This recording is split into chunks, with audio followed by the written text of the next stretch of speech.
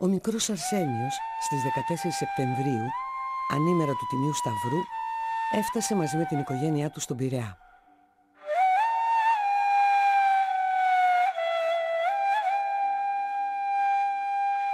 Μετά από πολλές περιπλανήσεις, η οικογένειά του κατέληξε στην Κόνιτσα. Ο νεαρός Αρσένιος ήταν ένα διαμάντι. Η μικρή κοινωνία της Κόνιτσας δεν είχε συνειδητοποιήσει τον πνευματικό πλούτο που έκρυβε μέσα του.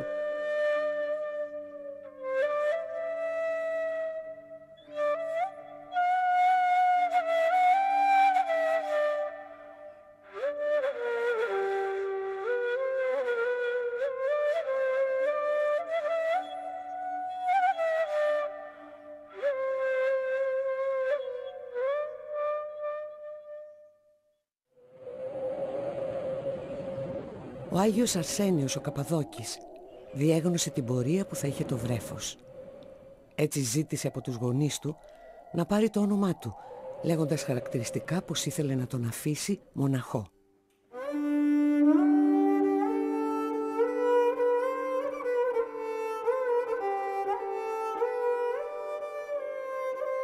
Είχε ολόκληρη τη χάρη του Θεού και μάλιστα είχε τη διαδοχή από τον γεροντά του Αρσένιο τον Καπαδόκη, που του μετέδωσε όλη αυτή την χάρη που είχε ο γέροντας Αρσένιος, ως γνωρίζουμε όλοι αυτή η μεγάλη μορφή της Καπαδοκίας ο γέροντας Αρσένιος.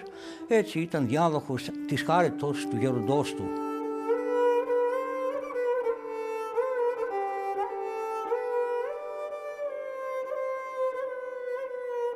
Ο πατήρ Παΐσιος ή κατά κόσμον Αρσένιος Εσνεπίδης γεννήθηκε το 1924 στα Φάρασα της Αγιοτόκου Καπαδοκίας, ανήμερα της Αγίας Άννης.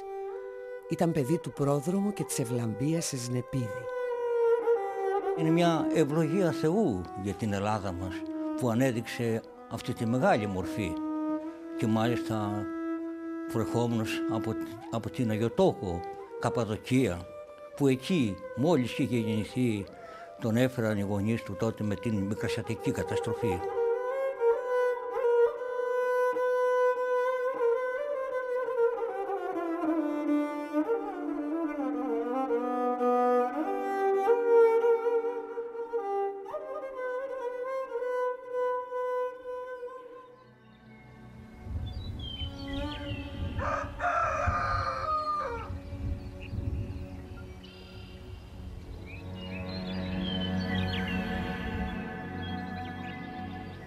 Βρισκόμαστε στο σπίτι, το πατρικό του Γέροντα Παΐσιου. Εδώ εγκαταστάθηκε η οικογένεια μετά την ανταλλαγή που έγινε και αφού από τον Πειραιά και την Κέρκυρα εγκαταστάθηκαν πλέον στην Κόνιτσα. Και ήταν και η επιλογή τους έμοιαζε κάπως με το χωριό τα Φάρασα. Μέσα στο χώρο αυτό έμειναν τότε όλες οι οικογένειες, δηλαδή και τα αδέρφια τα πρώτα όταν παντρεύτηκαν, μείναν όλοι σαν μία οικογένεια, τον παππού και τη γιαγιά, και μέχρι να φτιάξουν τα σπίτια τους. Το μόνο παιδί του πρόδρομου και της Ευλαμπίας Εσνεπίδη που ζει μέχρι σήμερα είναι ο Ραφαήλ, ο οποίος είναι 94 ετών.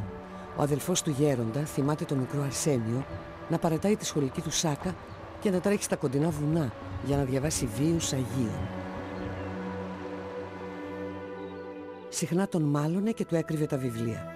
Η ευλαβής μητέρα του Ευλαμπία φοβόταν για την υγεία του, γιατί ο Αρσένιος νήστευε από την παιδική του ηλικία. Όταν μικρό παιδί ο Παΐσιος δεν κάθεται στο σπίτι καθόλου. Και η μάνα μου ακόμα τον μάλλον, και ο πατέρας μου. Έλα κάτσε εδώ, το δικό του αυτός. Πήγαινε στα βουνά, πέρα και διάβαζε. Συνέχεια. Και δεν κατέβαινε καθόλου. Με το στανιό του φωνάζαμε για να έρθει να φάει λίγο.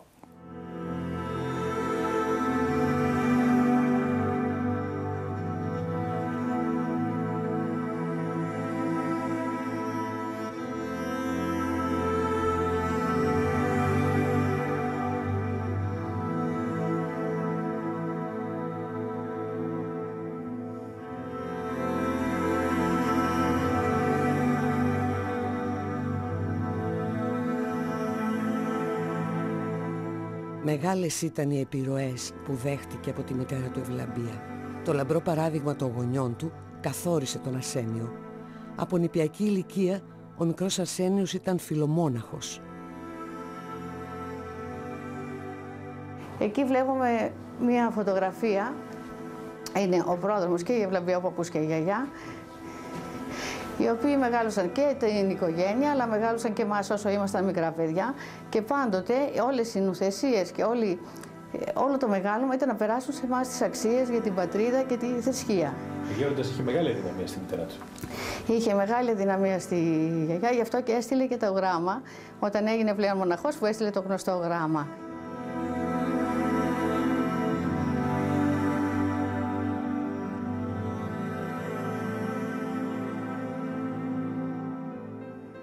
Οι ιστορίες τους ήταν πάντοτε σχετικά με την Τουρκία, πώς αντιμετώπιζαν τους Τσέτες. Ήταν πάρα πολλές από την Τουρκία, ήταν για τον Άγιο Αρσένιο, αυτά που ζήσανε. Και περάσαν και σε εμάς αυτό το μήνυμα να νιώθουμε βέβαια τον Άγιο Αρσένιο τόσο δικό μας και να νιώθουμε και να αγαπάμε πολύ την πατρίδα μας.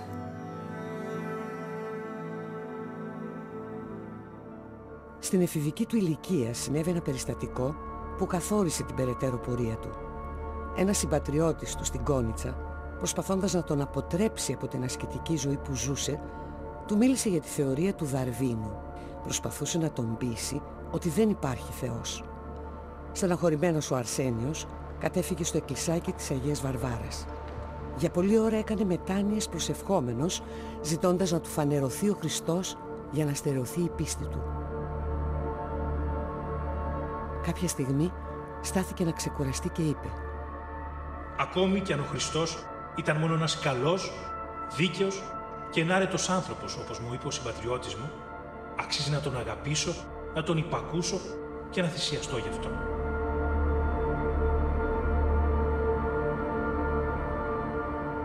Μόλις έκανε αυτόν τον λογισμό, όπως εξομολογήθηκε ο γέροντας, του εμφανίστηκε ο Χριστός και του είπε: «Εγώ είμαι η Ανάσταση στη ζωή. Ο πιστεύω σε μένα. Κάνε κάτι, ζήσε». Μετά από αυτό το γεγονός, συνέχισε με μεγαλύτερη ζέση τους αγώνες του. Αυτή η ταπείνωσή του, το ότι δεν είχε ιδέα για τον εαυτό του, αυτή η πολύ ελεήμονα καρδία του, η μεγάλη του αγάπη προς Θεό και άνθρωπο, ήταν τα στοιχεία που τον χαρίτωσαν. Και αυτό το έκανε επειδή αγαπούσε το Θεό και επειδή αγαπούσε τους ανθρώπους. Στην Κόνιτσα ο Αρσένιος, αφού τελείωσε το δημοτικό σχολείο, ασχολήθηκε με την τέχνη του Χριστού, την ξυλουργική. Χαρακτηριστικά του ήταν η γρηγοράδα του και το φιλότιμό του.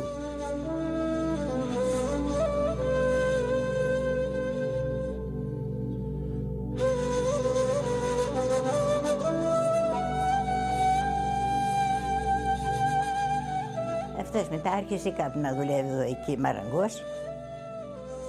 Πήγαινε συνέχεια στον Νίκο του Τζάλα που τον έλεγε Θεόσπουρας.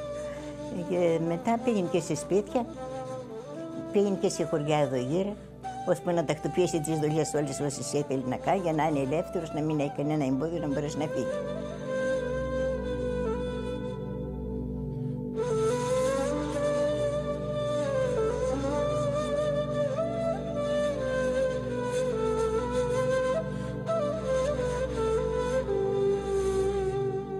Στα δύσκολα χρόνια του Ελληνοϊταλικού πολέμου και στα πρώτα χρόνια του Ανταρτοπολέμου, ο Αρσένιος έμεινε προστάτης της οικογένειας του, γιατί τα μεγαλύτερα αδέλφια του είχαν επιστρατευτεί.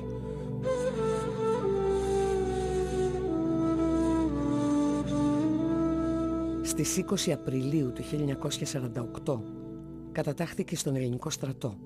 Κατά τη διάρκεια της θητείας του διακρίθηκε για τον ηρωισμό του και την αυτοθυσία του. Η ειδικότητά του ήταν αυτή του ασυρματιστή. Αναλάμβανε πάντα τις πιο δύσκολες αποστολές. Προτιμούσε να σκοτωθεί ο ίδιος παρά έγγαμισε στις στρατιώτες του. Πολλές φορές έσωσε από βέβαιο θάνατο συναδέλφους του. Ο γέρον Παΐσιος, πριν αποφασίσει να μονάσει, εκπλήρωσε τις στρατιωτικές υποχρεώσεις του στον επίγειο βασιλέα. Κατετάγει 20 Απριλίου του 1948 και απελήθη 21 Μαρτίου του 1950, αφού έλαβε μέρος σε πολλές μάχες, αγωνίστηκε και πολέμησε με αυταπάρνηση, με ανιδιοτέλεια, με μεγάλη αυτοθυσία, προσέφερε τις υπηρεσίες στην πατρίδα σαν ασυρματιστής. Αυτό που κρατάω στα χέρια μου είναι το ατομικό του βιβλιάριο, όπου αποτυπώνται και καταγράφονται όλη η στρατηγική του δραστηριότητα.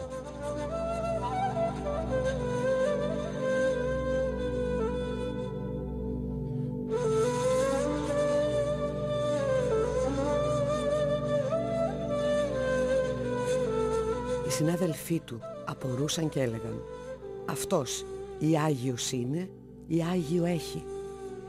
Πάντα όμως προσευχόταν να μην σκοτώσει άνθρωπο κατά τη διάρκεια του πολέμου. Βλέπω κάποια μέρα ανεβαίνει κάποιος στρατιώτης στη σκάλα χωρίς να ξέρω. Άκουγα Αρσένιος, αλλά ποιος ήταν δεν τον ήξερα. Ανέβαινε τη σκάλα στο σπίτι απάνω. Ανέβαινε πράσινος κούφης, ωραίος νέος, πολύ καλός. Τότε ήταν και πολύ στρατός εδώ στην Κόντσα, είπα κάποιος στρατιώτης. Ανεβαίνει στη σκάλα, να βγαίνει η μητέρα εκείνη την ώρα μπροστά.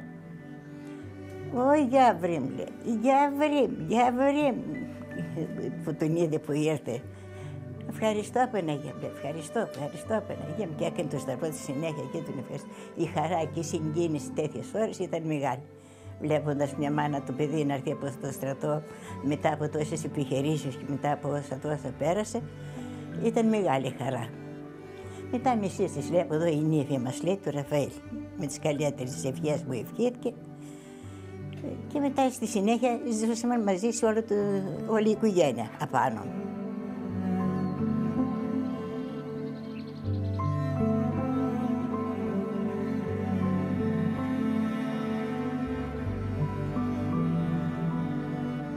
Ο Αρσένιος προετοίμαζε τον εαυτό του για την ασκητική ζωή που θα ακολουθούσε στο μέλλον.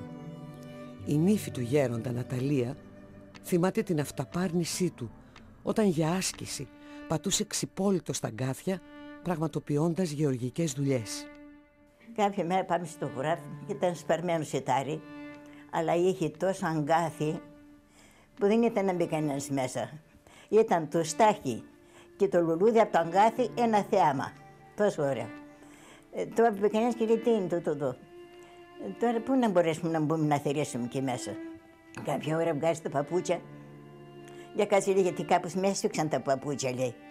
Και δεν τα μπορώ να δουλέψω. Τα βγάζει, τα αφήνει στην άκρη. Έβαζε κάτι δάχτυλα μεγάλα ξύλινα. Όχι μόνο αυτό, το έκανα πολύ εδώ τότε στην Κόνιτσα αυτό, για να τσαγκατήσει η δουλειά. Παίρνει και εκείνο στα χέρια και αρχινάει το θέρος, τάκα. Πατούσε κατά είδη, δεν πατούσε αυτός ξέρει. Αυτός το έκανε για άσκηση, αλλά πού να το ξέρει κανένας. Πατούσε στα γκάθια. Πατούσε. Πώς πατούσε, πώς έκανε.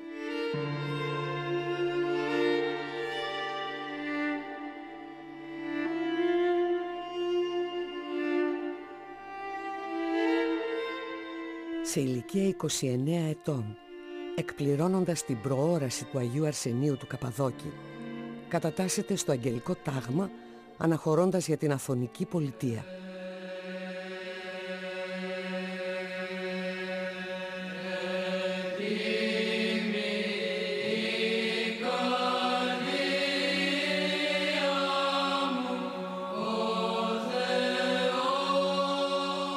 Επιθυμία του ήταν να ζήσει την ησυχαστική ζωή.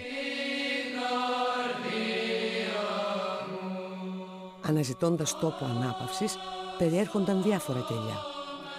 Τελικά παρέμεινε στη Μονή Σφιγμένου, που ήταν το πιο αυστηρό κοινόβιο. Εκεί αγωνίστηκε με μεγάλο ζήλο. Ο ηγούμενος της Μονής του πρότεινε μετά από 6 μήνες να γίνει μεγαλόσχημος, όμως ο δόκιμος Αρσένιος αρνήθηκε, θεωρώντας τον εαυτό του ανάξιο. Γι' αυτό έλαβε μόνο τη ρασοευχή και ονομάστηκε Αβέρκιος.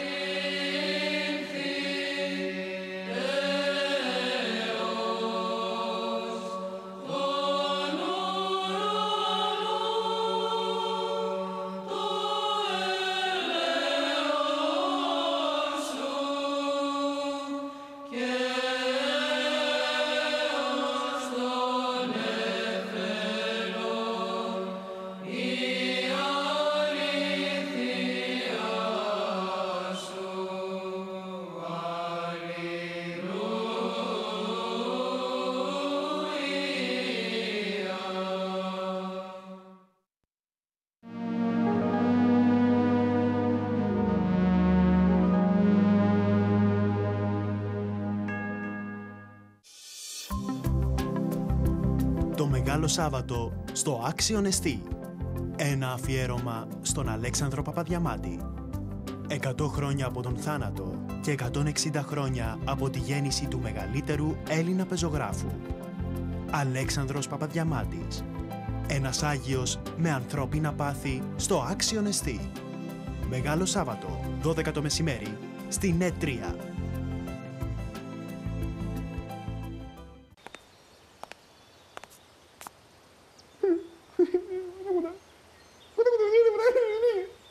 Κερδίσαμε! Κερδίσαμε! Κερδίσαμε! Δεν το πιστεύω! Θα τρελαθώ! Θα τρελαθώ! Ψέματα μου λες. Ψέματα σου λέω! Αφού δεν παίξαμε!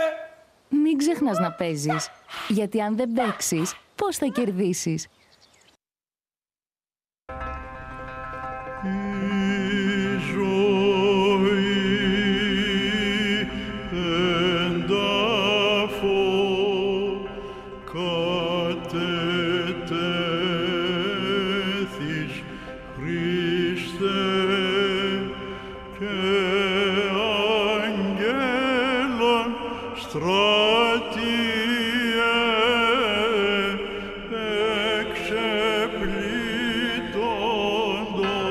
Βυζαντινή ύμνη της Μεγάλης Εβδομάδας στη ΝΕΤ 3. Παρακολουθήστε από τον καθεδρικό ναό της του Θεού Σοφίας επιλεγμένους ύμνους που ψάλλει ο άρχοντας πρωτοψάλτης Χαρίλαος Ταλιαδόρος.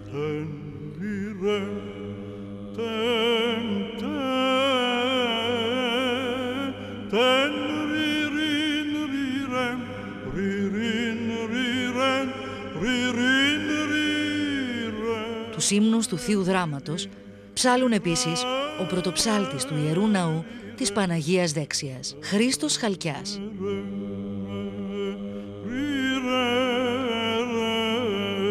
Και η ερμηνεύτρια παραδοσιακών τραγουδιών Αρετή και Τιμέ. Το Κυρίο άσομεν εν δόξος γαρδε δόξαστε.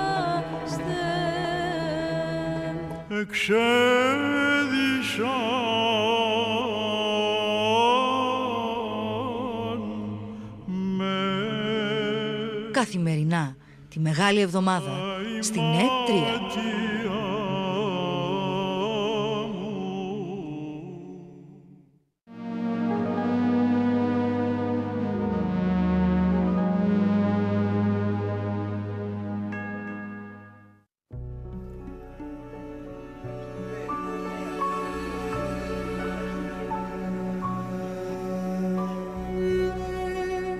Μία από τις σημαντικότερες σύγχρονες αθωνίτικες μορφές, ο Γέρον Γαβριήλ, αναφέρεται στον αγώνα του γέροντα. Έχει πολύ αγάπη. Νύστιδα, αγρυπνούσε, προσευχόταν όλη νύχτα και μετά την ημέρα δεχόταν όλο τον κόσμο πάρα πολύ. Τον επισκεφτόταν κάθε μέρα, του γράφανε επιστολές. Όταν του πήγαιναν τα γράμματα, ήξερε ποια γράμματα είχαν μέσα χρήματα και τα γύριζε πίσω. Και εκείνα που δεν είχαν χρήματα, εκείνα κράταγε και άνοιγε και διάβασε.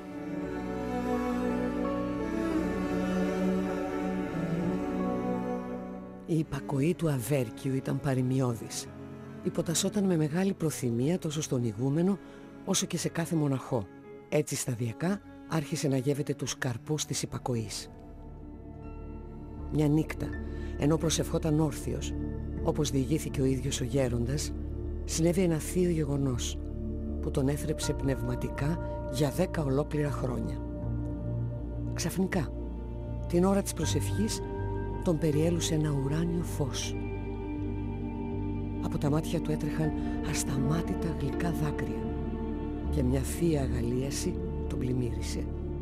Είχαμε πιστεί ότι ήταν ένα καθαρό σκεύος, ένα κάτωπτρο του Θεού, όπου δεχόταν αυτά που μας έλεγε, κάποια πράγματα, μόνο από τον Θεό, διότι μόνο ο Θεός μπορούσε να τα γνωρίζει αυτά, επειδή μας τα έλεγε πριν τα ρωτήσουμε.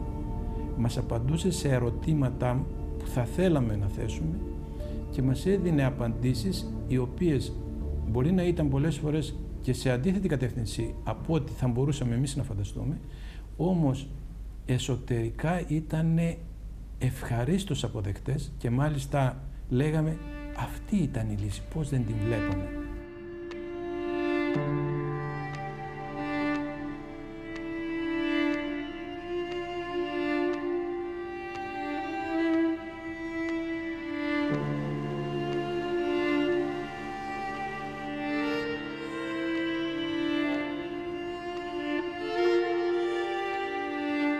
Το 1956 ο Αβέρκιος έφυγε για την ιδιόρυθμη μονή Σφιγμένου, όπου μετά από έναν χρόνο εκάρει μοναχός με το όνομα Παΐσιος.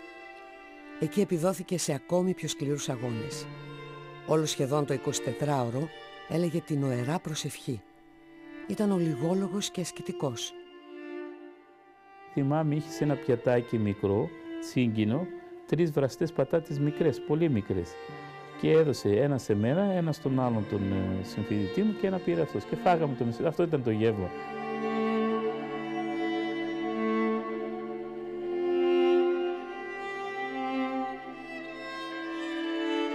Η μεγάλη ταπεινοφροσύνη του και η προσεκτικότητα των λόγων του. Ήταν διδακτικός, δεν έλεγε περιττά πράγματα. Ούτε και φαρφάρες πολλές έτσι να λέγει. Ήταν πάντοτε προσπαθούσε με το λόγο του να διδάξει και να ξεκουράσει τον άνθρωπο που τον επισκεπτόταν.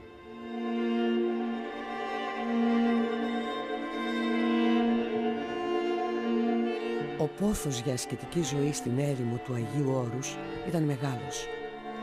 Όμως η Παναγία τον πληροφόρησε ότι έπρεπε να αναχωρήσει για τη μονή Στομίου στην Κόνιτσα, για να ενισχύσει πνευματικά τους συμπατριώτες του. Για ακόμη μια φορά ο Παΐσιος δεν εκπλήρωσε την προσωπική του επιθυμία και υποτάχθηκε στο θέλημα της Θεοτόκου.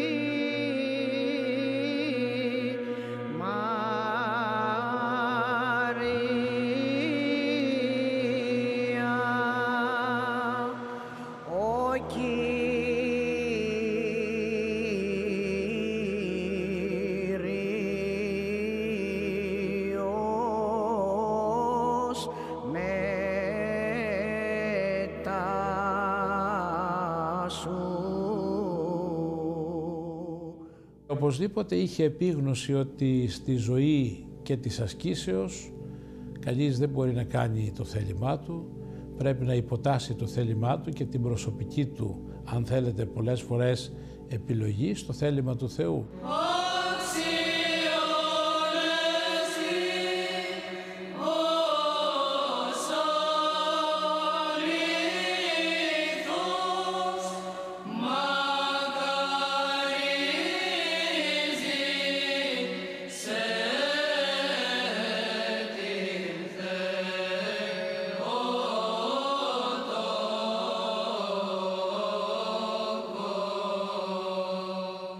Στη μονή Στομίου ο γέροντας παρέμεινε 4 χρόνια. Η μονή είναι κτισμένη σε ύψος 900 μέτρων στην κοιλάδα του Αοού ποταμού.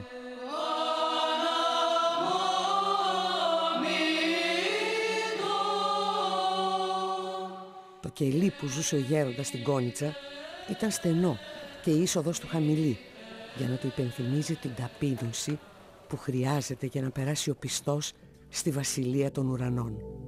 Όσο ζευόταν ο Πατέρ Παΐσιος, τόσο τον απεκάλυπτε ο Θεός. Η αρετή δεν καλύπτεται, ξεσχυπάζει ο Θεός. Ήταν γεροδεμένος, αλλά είχε δύναμη μεγάλη και διδασκητής. Τη νύχτα έκανε τα καθήκοντά του, τα πνευματικά, τα μοναχικά καθήκοντα. Ακολουθίες, μετάνοιες, νοερά προσευχή. Στενή η πύλη απάγουσε στη Βασιλεία του Θεού. Στην κυριολεξία. Αυτό είναι το κελί του Πατρός Παΐσιου. Αυτό εδώ είναι. Πολύ μικρό είναι. Πήγαινε μέσα.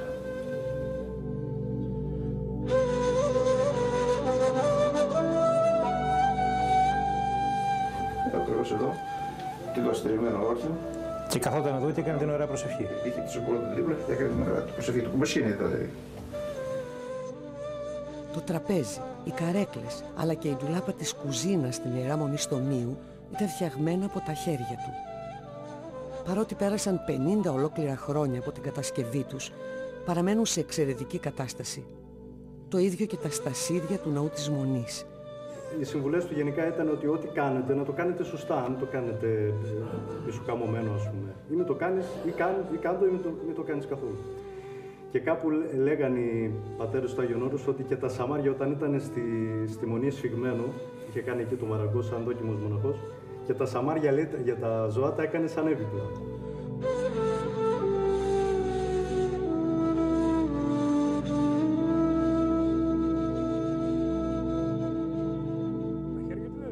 Ο Βασίλης Κίτσος, 81 ετών, βοηθούσε συχνά το γέροντα στις εργασίες ανοικοδόμησης της Μονής Στομίου.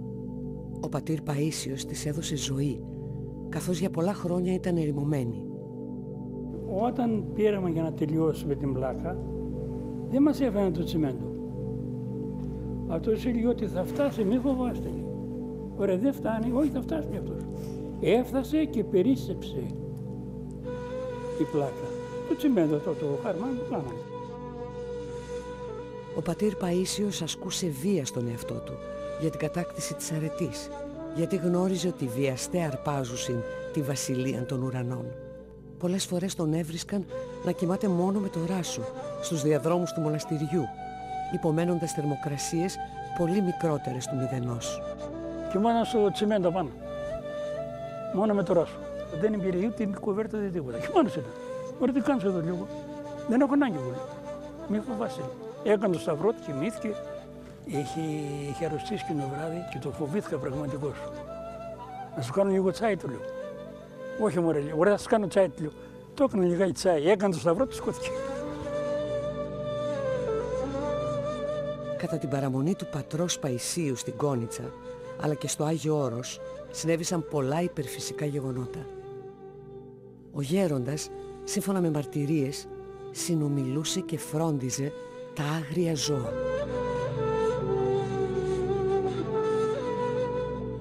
Ο γέρον Παΐσιος είχε φτάσει σε τέτοια βάθη ταπείνωσης, ώστε βρισκόταν πλέον στην προπτωτική κατάσταση. Τα θηρία της φύσης υποτασσόταν σε αυτόν. Κατά την παραμονή του στην Κόνιτσα, τάιζε τις αρκούδες ενώ προστάτευε τα ζαρκάδια της περιοχής. Έβγαινε ο γέροντας από την κουζίνα προς τα δω και ήταν ανοιχτή πόρτα. Και βλέπει δύο μικρές αρκούδες στην αυλή.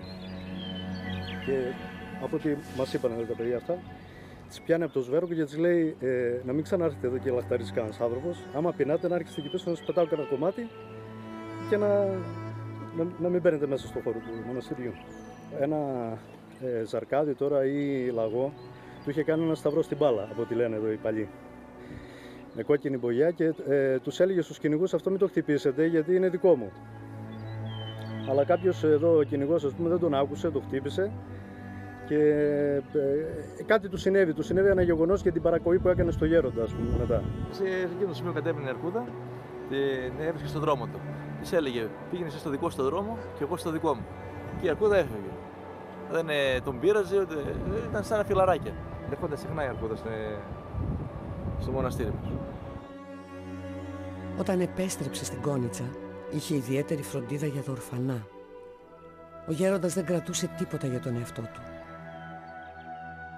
Είχε σκοτωθεί ο πατέρας μου και μας είχε αφήσει 3 ορφανά.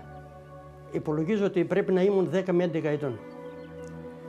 Αλλά λόγω της ηλικίας που ήμουνα, τον έβλεπα με τα ράσα, τον έβλεπα πολύ ψηλό, εγώ επειδή ήμουν πιτσιρικάς. Κάποια στιγμή συναντηθήκαμε ενδιάμεσα, με σταμάτησε, με χάιδεψε στο κεφάλι και μου λέει «Τίνος είσαι?» Λέω «Είμαι το Κώστα του Σέρα». Εξεπλάγει και μου λέει «Τι μου λες τώρα?» Με τον πατέρα του ήμασταν φίλοι. Σήκωσε το ράσο του, συγκινήθηκε, μου είπε ότι ο Θεός είναι μεγάλος, μη φοβάστε τίποτα. Σήκωσε το ράσο και έβγαλε από την τσέπη του και μου έδωσε 2 κέρματα. Μεγάλα κέρματα. Της εποχής εκείνης δεν μπορώ να προσδιορίσω τι ήτανε. 10 τάλιρα Και μου λέει, με αυτά μου λέει, Παύλο, να τα πας να τα δώσεις στη μάνα σου να πάρει τελάτα. Βάζοντάς τα εγώ στην τσέπη από το παντελόνι, πήγα στο σχολείο και από το πρωί 8.30 ώρα που μπαίναμε μέσα μέχρι τις 1-1.30 που φεύγαμε δεν έβγαζα το χέρι από την τσέπη για να μην μου πέσουν τα κέρματα. Δεν κράταγε τίποτα. Όλα τα μοίραζε στη φτώχεια. Κάτοικοι της Κόνιτσας θυμούνται ως αυτόπτες μάρτυρες πως ο γέροντας κατάφερε μία φορά να μετακινήσει με υπερφυσικό τρόπο βράχο που είχε πέσει στο μονοπάτι της Μονής Τομείου. Μία πέτρα μεγάλη που ήταν πάλι στον δρόμο λέει ρίξουμε λίγο την πέτρα τον κατήβρα πέρα στον κόσμο. Αυτή η πέτρα κουνιέται, το λέω. Και δεν κουνηθεί, λέει. Θα κουνηθεί, τι θα κάνει, λέει. Έκανε το σταυρό, τραβάει μία της πέτρας κάτω.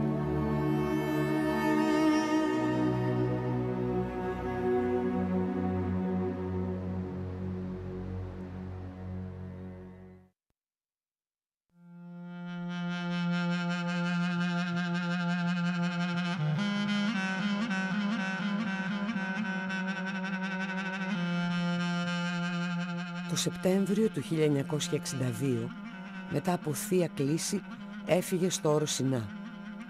Για λίγο διάστημα παρέμεινε στη Μονή της Αγίας Εκατερίνης. Λίγο αργότερα εγκαταστάθηκε στο ασκητήριο των Αγίων Γαλακτίωνος και Επιστήμης. Εκεί, συνεχίζοντας τους υπεράνθρωπους ασκητικούς του αγώνες, αξιώθηκε να βιώσει θείες αποκαλύψεις. Λέμε πολλές φορές, είπε αυτό ο πατήρ Παΐσιος, είπε εκείνο ο πατήρ Παΐσιος. Πρέπει να συνειδητοποιήσουμε ότι αυτό που έλεγε ο πατήρ Παΐσιος ήταν μια εμπειρία από την προσωπική του κοινωνία με τον Κύριο ημών Ιησού Χριστό. Και εκεί που οδηγούσε ο πατήρ Παΐσιος με τη διδασκαλία του, με το παράδειγμά του, με την προσευχή του, ήταν ακριβώς η εμπειρία προς τον Ιησού Χριστό.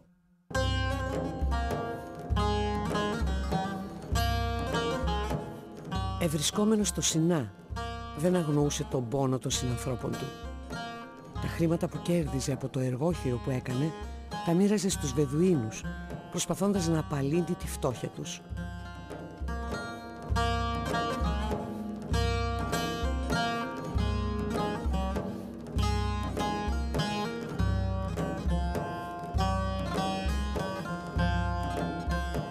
Όμως οι δύσκολες κλιματολογικές συνθήκες επιβάρυναν την ήδη κλονισμένη υγεία του.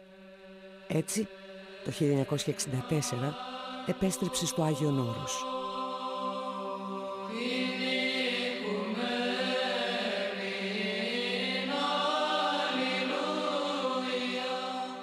Ο γέρον Παΐσιος, επανακάμπτοντας στο Άγιον Όρος από το Σινά, αρχικά κατευθύνθηκε στην αγιασμένη έρημο της Καψάλας.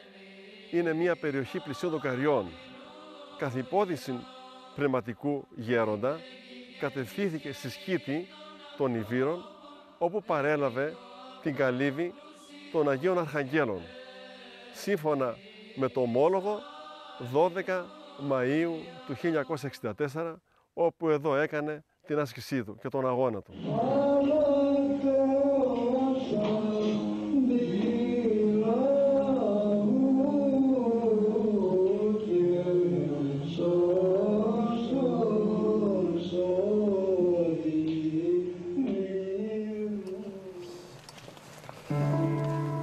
Σε κοντινή απόσταση είχε κατασκευάσει μια καλύβα, πολύ μικρών διαστάσεων για περισσότερη άσκηση. Το μήκος της δεν ξεπερνούσε τα 3 μέτρα, ενώ το ύψος της εισόδου έφτανε μόλις το 1 μέτρο και 10 εκατοστά.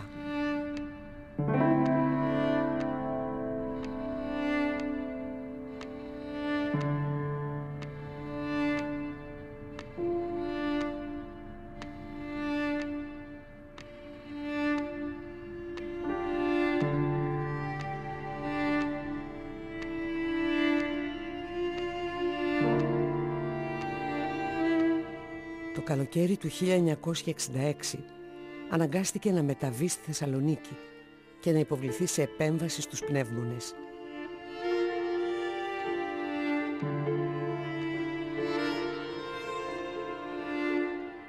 Του αφαιρέθηκε σχεδόν ο μισός πνεύμονας. Το γεγονός αυτό απετέλεσε την αφορμή για να γνωρίσει κάποιες νέες γυναίκες, οι οποίες αργότερα απετέλεσαν την αδελφότητα του Ιερού Ησυχαστηρίου του Ευαγγελιστού Ιωάννου του Θεολόγου στη Σουρωτή Θεσσαλονίκης. Οι νέες αυτές του συμπαραστάθηκαν πολύ κατά τη διάρκεια της νοσηλείας του, αλλά και τον διακόνησαν αργότερα ως μοναχές πλέον στο τέλος της ζωής του. Σε αυτό το κελί ο Πατέρ Παΐσιος κάθισε μόνο ένα χρόνο. Πρώτα ήταν σε κάτι παράγγες για άσκηση, στο απέναντι μέρος εκεί που ήταν ο εξωτερικός τοίχος. Ήταν κάτι που εκεί κοιμόταν, ή στο διαδρόμο στο κάτω για άσκηση. Ίσως και από εκεί χρεολόγησε ο Πατέρ Παΐσιος και είχε αυτό το πρόβλημα στο πνευμόνιο που έκανε και την εγχείρηση. Ο γέροντας Παΐσιος το μεγαλύτερο μέρος της ζωής του το πέρασε υποφέροντας από ασθένειες. Είχε και χρόνιους πονοκεφάλους. Παρά τα προβλήματα υγείας που είχε, δεν μείωνε την ένταση του ασκητικού του προγράμματος. Με ειδοποίησαν ότι με θέλει. Πήγα λοιπόν και τον είδα στο μοναστήρι. Μου λέει κατευθείαν έτσι με το μικρό όνομα. Με ήξερε φυσικά. Έχω ένα πρόβλημα, έχω μια κύλη που με εμποδίζει. Δεν θέλω όμως να χειρουργηθώ. Λέω γέροντα, αυτό έχει σημασία γιατί σας τα διηγούμε για να πω κάτι το οποίο είναι για μένα ήταν η ζωή του. Λέω γέροντα υπάρχουν κάτι ζώνες που φορούμε γι' αυτό να μην πάρετε και καμία περίσφυξη και πρέπει μετά να έρθετε επειγόντως από το όρος να βγείτε για να κάνουμε την εγχείρηση. Μου λέει, εντάξει, φέρε μου μία, για να δω αν με εμποδίζει. Δεν πολύ κατάλαβα τώρα, τον εμποδίζει, τι να υποθέσω ως γιατρός, άμα λέμε σε κάποιον θα με εμποδίζει πολύ γιατρέ μου, αυτό με ενοχλεί γιατρέ μου κλπ. Πήγα λοιπόν και πήρα τρία διαφορετικά μεγέθη για να τα φορέσει. Όταν τη φόρεσα, χωρίς να πει τίποτα και όπως στεκόμουν από δίπλα μου, τον βλέπω, αρχίζει να κάνει μετάνιες, στρωτές μετάνιες. Γυρίζει, με κοιτάει χαμογελαστά και μου λέει θα την κρατήσω. Δεν με εμποδίζει. Τότε κατάλαβα ποιο ήταν το εμπόδιο. Μετά την επιστροφή του από το Σινά στο Άγιον Όρος, παρά την κλονισμένη υγεία του, συνέχισε αμύωτους τους ασκητικούς του αγώνες. Αρχικά στα Κατουνάκια, στην καλύβη του Αγίου Ιπατίου. Ένα χρόνο μετά πήγε στη Μονή Σταυρονικήτα και βοήθησε στη μετατροπή της Ιεράς Μονής από ιδιόρυθμη σε κοινοβιακή. Εγκαταστάθηκε στο καλύβη του Τιμίου Σταυρού, όπου διαδέχτηκε και υπηρέτησε ως το τέλος της ζωής του το ρώσο πνευματικό του πατέρα, Παπατίχωνα. Ήταν εναντίον του πολιτισμού, δεν ήθελε να είναι ο πολιτισμός μέσα στο Άγιον Όρος, ήταν εναντίον των δρόμων, των αυτοκινήτων, ήθελε ο μοναχός να ζει απλά και να προσεύχεται, να αφιερώνει όλο τον χρόνο του στο Θεό, να προσεύχεται για τον εαυτό του και για τους άλλους. Βοηθούσε με την προσευχή του πάρα πολλούς ανθρώπους και με τις συμβουλές του. Τα βιβλία του αυτά τώρα έχουν μεταφραστεί σε πολλές γλώσσες και βοηθάνε για την οικογένεια, μίλησε για τόσα άλλα θέματα που αφορούν τον άνθρωπο. Και ο Παπατίχωνα, αυτός ο μεγάλος ασκητής, έλεγε «Γεροπαΐσιος είναι ένας στους 1000». Πώς λέμε ένας στο λόγο. Χιλιάδες κόσμος ερχόταν στη Σταυρονικήτα, διέμενε και οπωσδήποτε κατέφθανε και στην καλύβη του Τιμίου Σταυρού, όπου συμβουλευόταν και έπαιρνε την ευλογία του Πατρός Παϊσίου και έτσι είχαμε αυτό τη ροή κόσμου.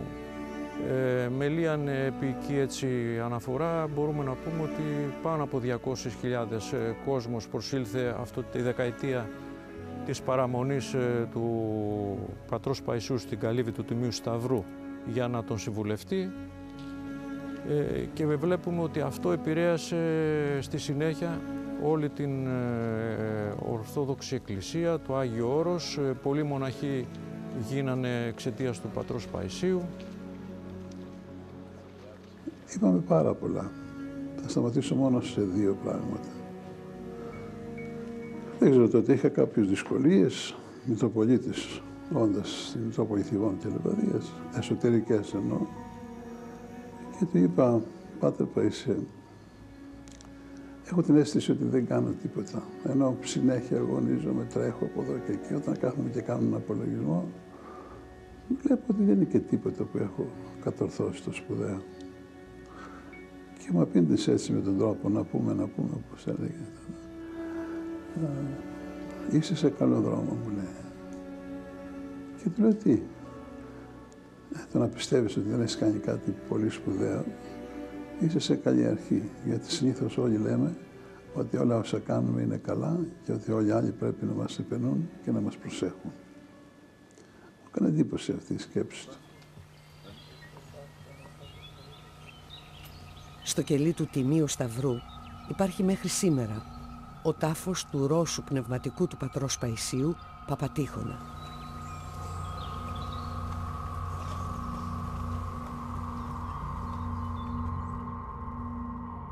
Οι συνθήκες ζωής του πατρός Παϊσίου ήταν πολύ δύσκολες.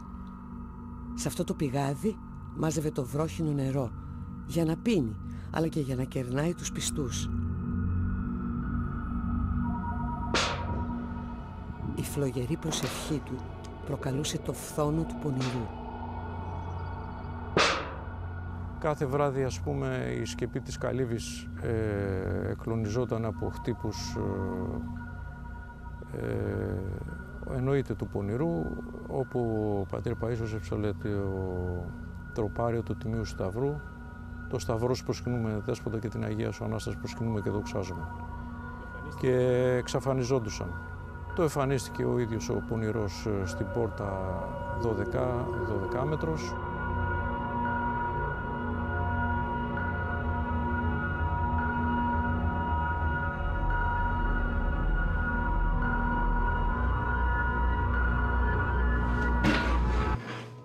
Μετά από αυτά τα βάσανα τον παρηγορούσαν και Άγιοι, οι εμφανίσεις των Αγίων, η Αγία Εφημία, Άγιος Αρσένιος.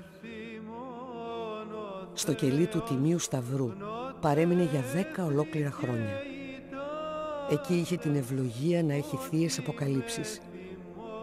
Είδε τον Ιησού Χριστό, αλλά και την Αγία Εφημία, τον Άγιο Αρσένιο, αλλά και τον Άγιο Βλάσιο.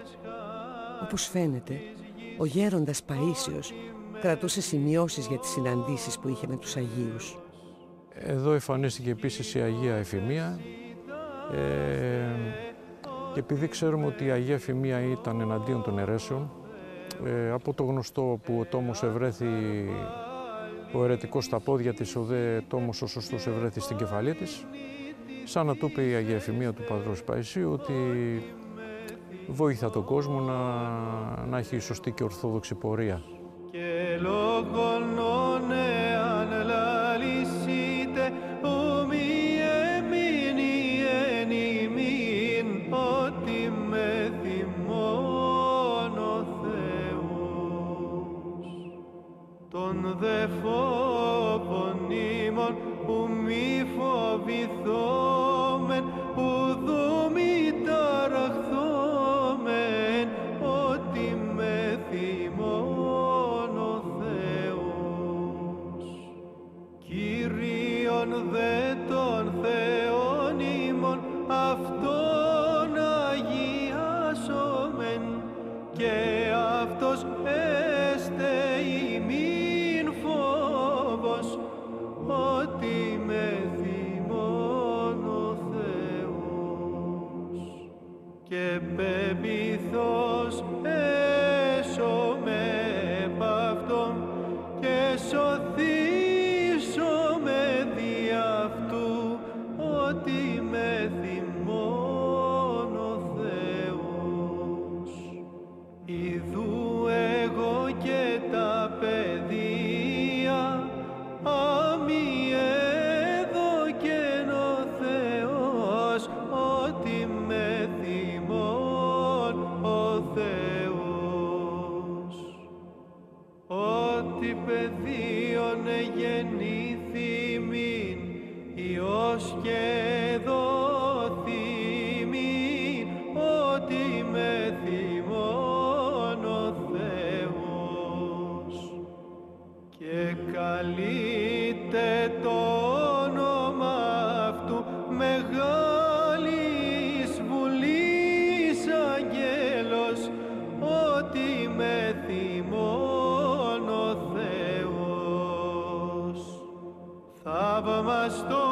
σύμβουλος ότι με θυμών ο Θεός.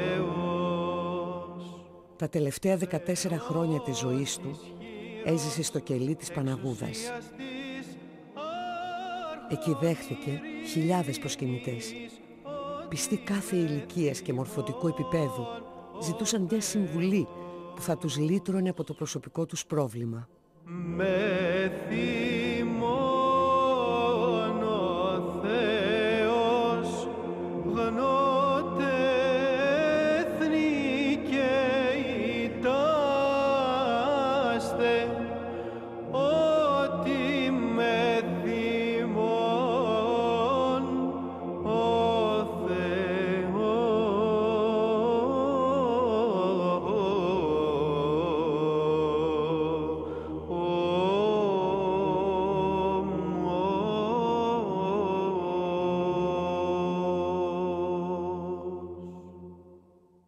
Πρώτα πράγμα μου έκανε εντύπωση ο χώρος στον οποίο έμενε.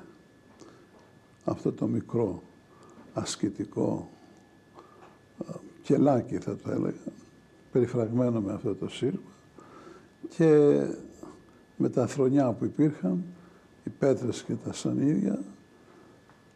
Πολλοί άνθρωποι εκεί περίμεναν για να το συναντήσουν. Έτσι λοιπόν και εγώ βρέθηκα κάποια μέρα εκεί, χωρίς να έχω πει σε κανέναν ότι ποιος είμαι, εκτός από αυτούς που με γνώρισαν, μιλάω τώρα ως Μητροπολίτης. Εκεί που περιμέναμε, ξαφνικά βλέπω από τη γωνία του σπιτιού το κεφαλάκι του έτσι, πως ήταν χαμηλός, μικρός, έβαλε το κεφάλι και με φώναξε να κατέβω πιο κοντά.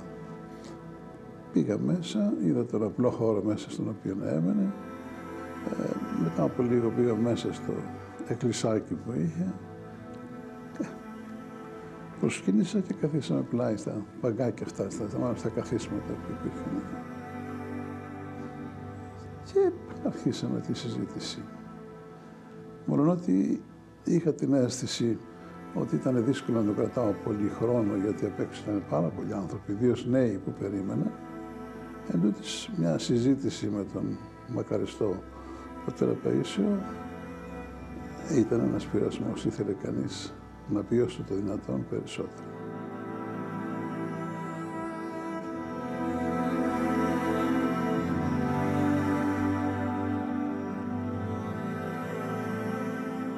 Δεχόταν τους ανθρώπους όλους αδιακρίτως και σχετικά εύκολα θα λέγαμε, με την έννοια ότι ήταν προσιτός στους ανθρώπους που τον επισκεπτόταν.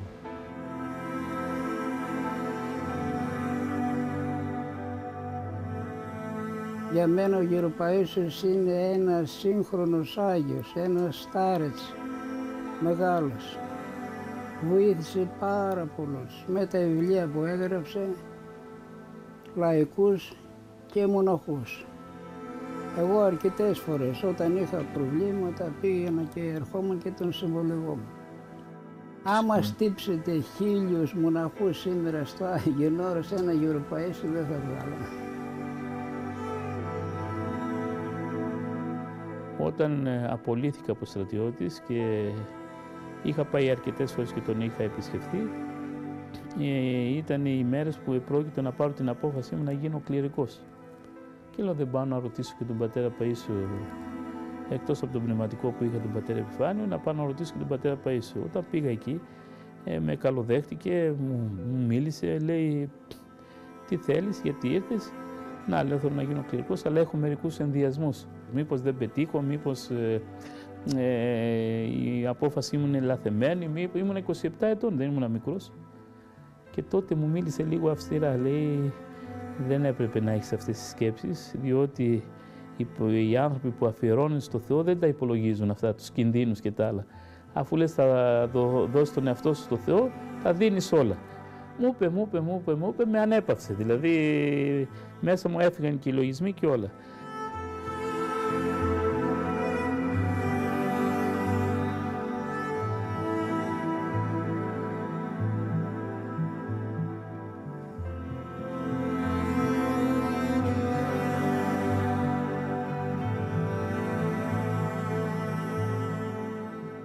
Βρισκόμαστε στη βόρεια πλευρά του κελιού Παναγούδας. Σε αυτό το σημείο, 21 Φεβρουαρίου του 1985, ώρα 10:30 το βράδυ, εμφανίστηκε η Υπεραγία Θεοτόκος στο Γέροντα Παΐσιο, φορούσε ολόλευκη στολή, απαστράπτουσα, όπου εδώ έγινε ένας αποκαλυπτικός διάλογος από την Υπεραγία Θεοτόκο προς τον Γέροντα Παΐσιο. Τον ενημέρωσε για τα μελούμενα που θα συμβούν στην ανθρωπότητα. Ένα Σάββατο που τελούσα στο κελάκι του την Θεία Λειτουργία εγώ σαν ιερεύς, στο εκκλησάκι στο γενέσιο της Παναγίας, και όταν άνοιξα την ωραία πύλη για να πω το μεταφόβου Θεού, ήρθε ο γέροντας και έβγαλε το σκούφο του για να κοινωνήσει. Εγώ έτσι το είδα, μπορεί να μην ήταν έτσι, αλλά ό,τι είδα εγώ εκείνο λέω, ότι μέσα στο σκοτάδι είδα να στράφτει να λάμπει το πρόσωπό του. Βέβαια αυτό όσο ζούσε δεν το είπα, γιατί θα με κυνηγούσε. Ο καρκίνος του εντέρου είχε προχωρήσει αρκετά. Ο γέροντας είχε καταλάβει πως πλησίαζε το τέλος του. Μου λέει, τώρα θα μ' αφήσεις να φύγω. Δεν ήμουν καλός άρρωστος, μου λέει. Λέω, γέροντα, δεν υπήρξε καλύτερος. Όλα τα έκανα, μου λέει, μέχρι και κρέας έφαγα. Δηλαδή έκανε υπακοή στο γιατρό. Σταματάει ένα λεπτό και μου λέει, και εξάλλου πρέπει να φύγω. Λέω, γιατί γέροντα, αφού δεν μπορώ ούτε μετάνια να κάνω. Ο γέροντας ήταν συμφιλιωμένος με το θάνατο. Είχε ανοίξει τον τάφο του και στο κελί της Παναγούδας. Την ώρα που άνοιγε ο γέροντας τον τάφο του, ήρθε κάποιος προσιδής και λέει, γέροντα, τι κάνετε? Λέει, παιδί μου, λέει, αυτή τη στιγμή ετοιμάζω το μόνιμο μου σπίτι. Αυτό που βλέπεις στο κελί είναι προσωρινό. Αυτό είναι το μόνιμο μου σπίτι. Όμως ο χειρουργός του, κύριος Γεώργιος Μπλάντζας, αποκαλύπτει ένα άγνωστο περιστατικό. Φεύγαμε μια μέρα από το Θεαγένιο και όλοι να του φιλήσουν το χέρι, να τον χαιρετήσουν, να φύγει. Εκείνος ήταν πάντοτε έτσι σαν να τα έχανε εκείνη την ώρα. Και όχι μόνο τα έχανε, τον έχανες κι εσύ. Έλεγες, τι γίνεται τώρα ο γέροντας. Και όταν μείναμε μόνοι μας, πριν μπει στο αυτοκίνητο να φύγει, γυρίζει και μου λέει, θα ήθελα να ζήσω λίγο ακόμα. Εγώ κατάλαβα γιατί το είπε. Γιατί ήθελε να δίνει αγάπη.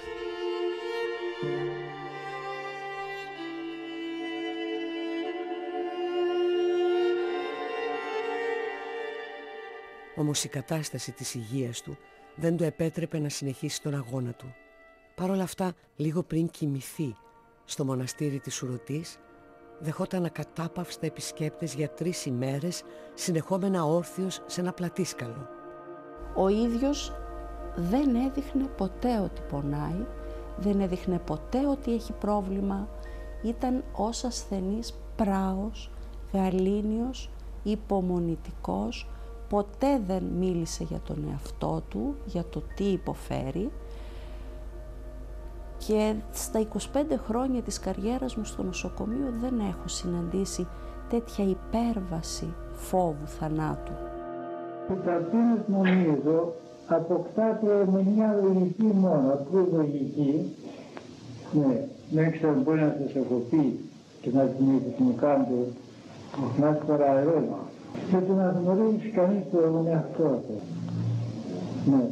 Όταν γνωρίζει τον εαυτό του, τότε η ταπείνωση μπορεί να του γίνει κατάσταση. Διαφορετικά, όταν δεν γνωρίζει τον εαυτό του, μπορεί για μια στιγμή να ταπεινώνει, για μια στιγμή να του φέρει λογισμό για ότι κάτι είναι, τότε να του φέρει λογισμό ότι κάτι είναι, τότε ότι δεν είναι τίποτα για αυτό, θα παρέχει την ώρα του θανάτου. Τώρα, αν έβρει ένα λογισμό ότι δεν είναι σίγουρα κλπ, στην ώρα του θανάτου θα με δείξετε.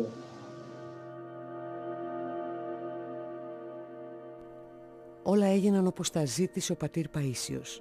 Κοιμήθηκε στις 12 Ιουλίου του 1994 στις 11 το πρωί.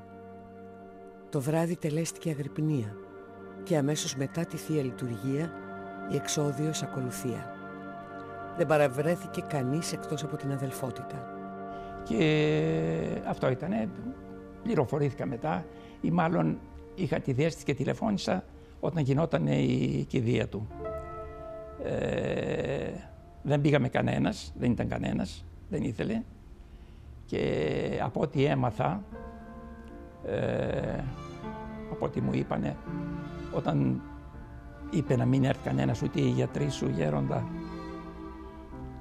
λέει όχι, μήπως παρεξηγηθούν.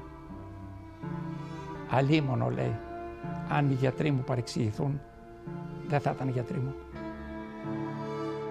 Ο Γέροντας ζήτησε να μην γίνει ποτέ η εκταφή των οστών του. Ο τάφος του έως σήμερα παραμένει ένα παγκόσμιο προσκύνημα.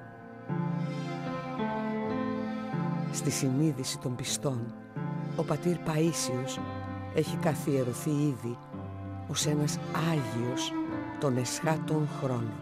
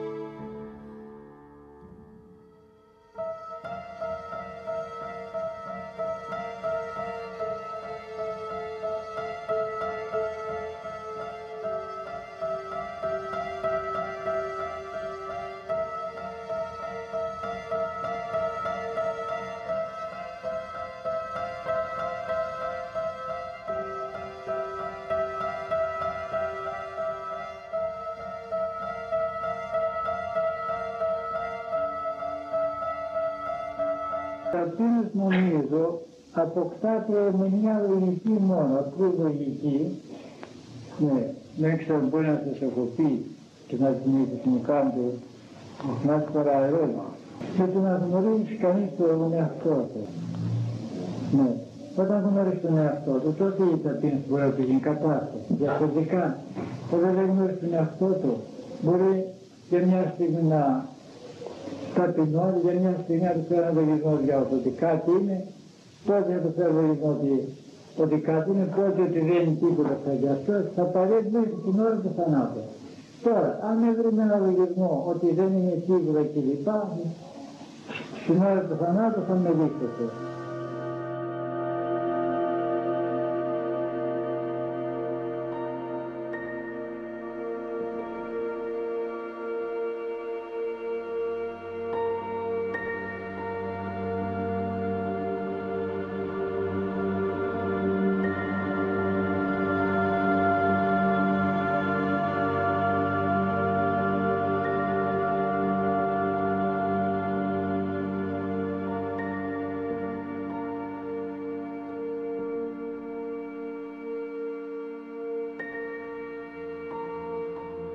Ο τάφος του γέροντος Παϊσίου στην Ιερά Μονή Αγίου του Ιωάννου του Θεολόγου στη Σουρωτή Θεσσαλονίκης έχει μετατραπεί σε ένα παγκόσμιο προσκύνημα.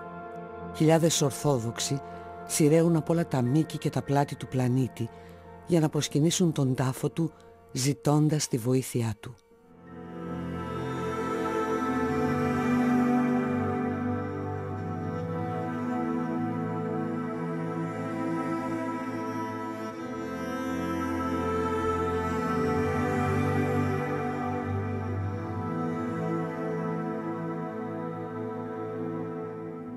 Είχα ακουστά για το Γέροντα Παΐσιο από τον καιρό που ήμουν στην Αθήνα. Δεν ευτύχησα να τον γνωρίσω, ήθελα πάρα πολύ.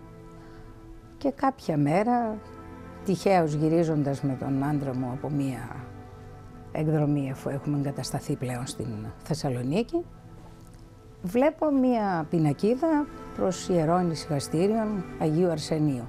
Αμέσως του λέω, εδώ είναι θαμμένος ο Γέροντας Παΐσιος, πάμε. Έστω και τώρα να του ανάψω ένα κεράκι.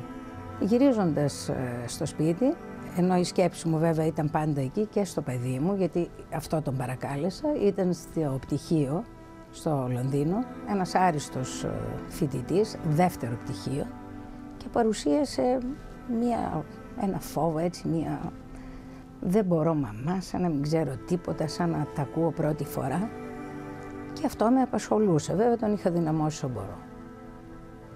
Γυρίζοντας όμως από τον Γέροντα και έχοντας όλα αυτά στο μυαλό μου και παρακαλώντας, ο Γέροντά μου, δεν αξιώθηκα να σε δω ζωντανό, όμως ξέρω ότι με ακούς, σε παρακαλώ, όλα τα παιδιά και τελευταίο το δικό μου, δυνάμωσέ το, εσύ με ακούς, το ξέρω. Ξαφνικά, όπως έβλεπα προς τα εικονίσματα, βλέπω ολοζώντανη τη μορφή του Γέροντα. Μία φωτογραφία του είχα δει την ημέρα εκείνη που αγόρασα το βιβλίο του και τον βλέπω ολοζώντανο, με το μαύρο του το καπελάκι, με το γυλαίκο του, με το σκηνάκι, τα χεράκια του σταυρωμένα. Δεν φοβήθηκα καθόλου, αυτό είναι το περίεργο. Σαν να τον περίμενα, τον κοιτάζω, σαν να μου έλεγε ήρθα να με γνωρίσεις. Αυτό ένιωσα εγώ εκείνη τη στιγμή. Και αμέσως κάνω τη σκέψη και λέω, Γέροντά μου, ήρθες σε μένα, στο δικό μου το σπίτι. Ένιωσα, δεν μπορώ να σας περιγράψω τα συναισθήματά μου εκείνη την ώρα. Την άλλη μέρα το πρωί χτυπάει το τηλέφωνο, ήταν το παιδί μου και μου λέει, μαμά, έγινε κάτι, μου λέει. 3 θέματα ήξερα και τα 3 θέματα πέσαν τα γνωστά. Λέω, παιδί μου, ένα όνομα θέλω να θυμάσαι. Κάνε το σταυρό σου, λέω, και σήμερα. Τον Πάτερ Παΐσιο, μόνο αυτό πες, λέω, και βοήθησέ με.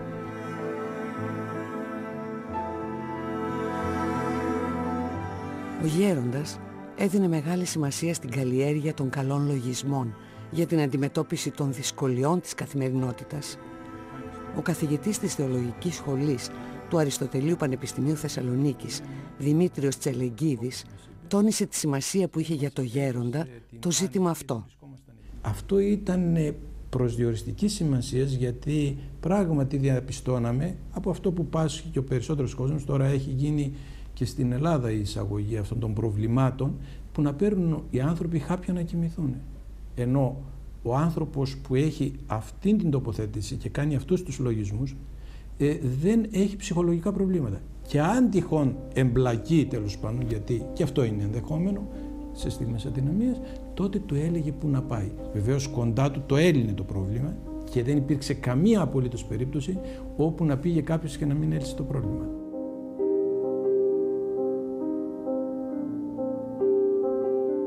Ο Γέρον Παΐσιος δεν είχε ολοκληρώσει ούτε καν τη φοιτησή του στο δημοτικό σχολείο. Όμως πολλοί ταπεινοί ιεράρχες που είχαν καταλάβει ότι επρόκειτο για σκεύος εκλογής εναπόθεταν σε αυτόν τους προβληματισμούς και τις ανησυχίες τους. Κύριο χαρακτηριστικό του Γέροντα ήταν η μακαρία απλότητα τόσο στη συμπεριφορά όσο και στις διδαχές του. Μπορούσε να αναλύσει και να εμβαθύνει σε δύσκολες έννοιες με τρόπο που άφηνε άφωνους μεγάλους ακαδημαϊκούς διδασκάλους. Είναι χαρακτηριστικό ότι σε πάρα πολλές περιπτώσεις γνώριζε τα ονόματα αλλά και τα προβλήματα των επισκεπτών του.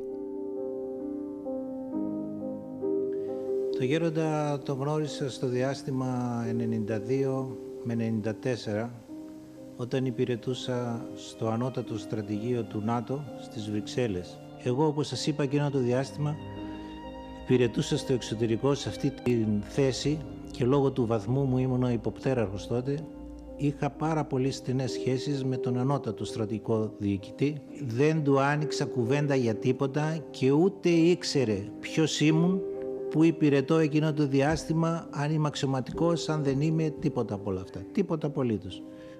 Και μου λέει συνέχεια, και εκεί που είσαι, μου λέει, να μην στεναχωριέσαι με αυτά που ακούς. Καταλαβαίνετε, αν δεν το καταλαβαίνετε θα σας το πω, ότι δεν μπόρεσα να αρθρώσω μία λέξη, να τον ρωτήσω τίποτα. Μου μιλούσε για αυτά τα θέματα, τα εθνικά, σαν να μιλούσα με έναν προϊστάμενό μου, ο οποίος ήξερε τα πράγματα. Τα είχα χάσει κυριολεκτικά, σας λέω. Εγώ, μου λέει, όπως ξέρεις, δεν διαβάζω εφημερίδες, από αλλού τα μαθαίνω. Και συνέχιζε να μου κρατάει το χέρι. Και έκανε έτσι στο μαξιλάρι του από κάτω, είχε, όπως ξέρετε, όπως έχετε διαβάσει, έφτιαχνε κάτι εικονίτσες χειροποίητες μόνος του εκεί στο κελί του. Και μου έδωσε μία εικονίτσα σε ξύλο. Και μου λέει, αυτή να την έχεις πάντα μαζί σου. Και την είχα εκεί που ήμουνα πάντα μαζί μου. Και μπορώ να σας πω ότι με βοήθησε.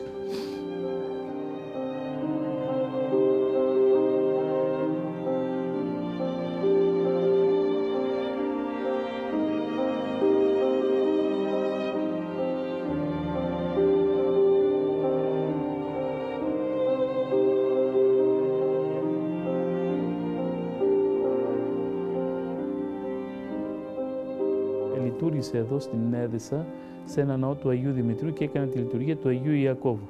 Έχει σημασία αυτό που λέω. Είναι μια ιδιαίτερη λειτουργία, όπου το αρχαίο τυπικό λέγει ότι δεν πρέπει να δώσουμε αντίδωρο στους πιστούς, αλλά φεύγουν απλώς με μια προτροπή, απολύεστε εν ειρήνη. Βγαίνοντας στην έξοδο με ξαναφώναξε, λέει, παπά μου, ορίστε, λέω, έλα να σου πω κάτι. Γυρίζω πίσω, μου λέει, όταν λειτουργείς τη λειτουργία του Αγίου Ιακώβου, δίνεις αντίδωρο. Ήταν ερώτηση άσχετη με όλο το πνεύμα της συζητήσεως. Τον κοίταξα καλά, δεν μου έλεγε τίποτα η ερώτηση. Με ξαναρώτησε, όταν λειτουργείς, δίνεις αντίδωρο στον κόσμο. Θυμήθηκα που είχε γίνει αυτό το περιστατικό, λέω, δεν δίνω. Λάθος μου λέει. Πρέπει να δίνεις αντίδωρο στον κόσμο, να παίρνει ο κόσμος κάτι, έτσι σαν αγιασμό.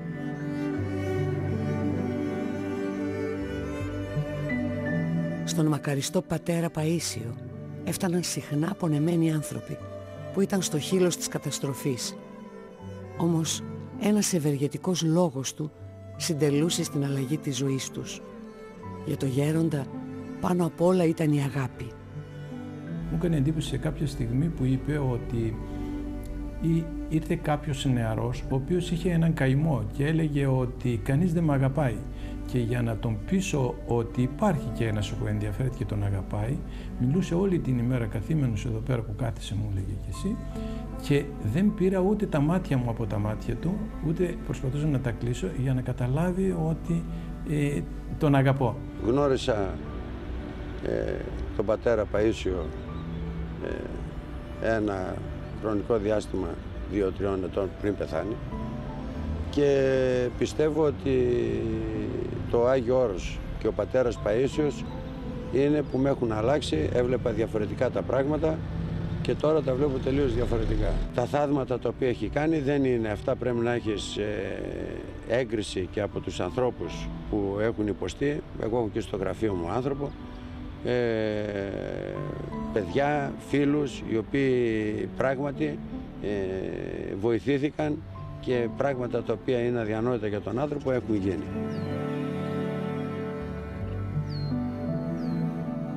Ήρθε ένας θεατρικός συγγραφέας στο κελί μου μπροστά από 6-7 χρόνια και μου είπε τα εξής.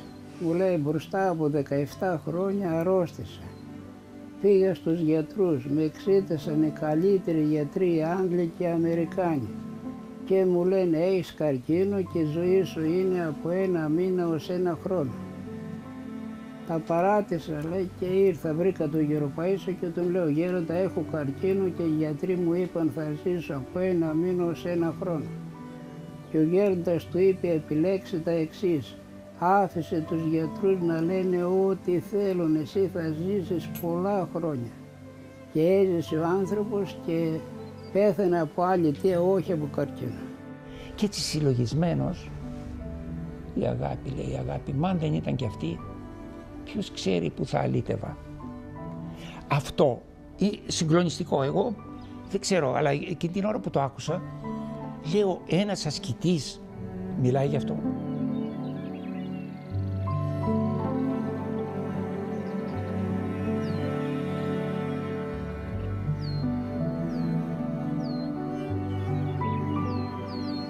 Ο πατήρ Παΐσιος συμπονούσε κάθε πλάσμα του Θεού.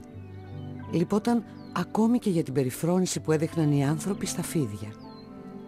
Όπως εξομολογείται ο Μητροπολίτης Πέλης, Εδέσης και Αλμοπίας, στην καλύβα του, στο Άγιον Όρος, είχε μια φωλιά από οχές, τις οποίες συχνά τάιζε με γάλα.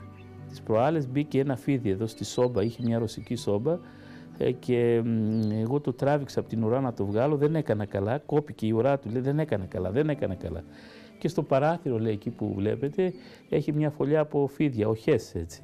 Ναι, έλεγε, έχει περιοχή φίδια. Αυτό τα λέει με μια πολύ φυσικότητα, αλλά για μας ήταν πρωτάκουστα λόγια αυτά.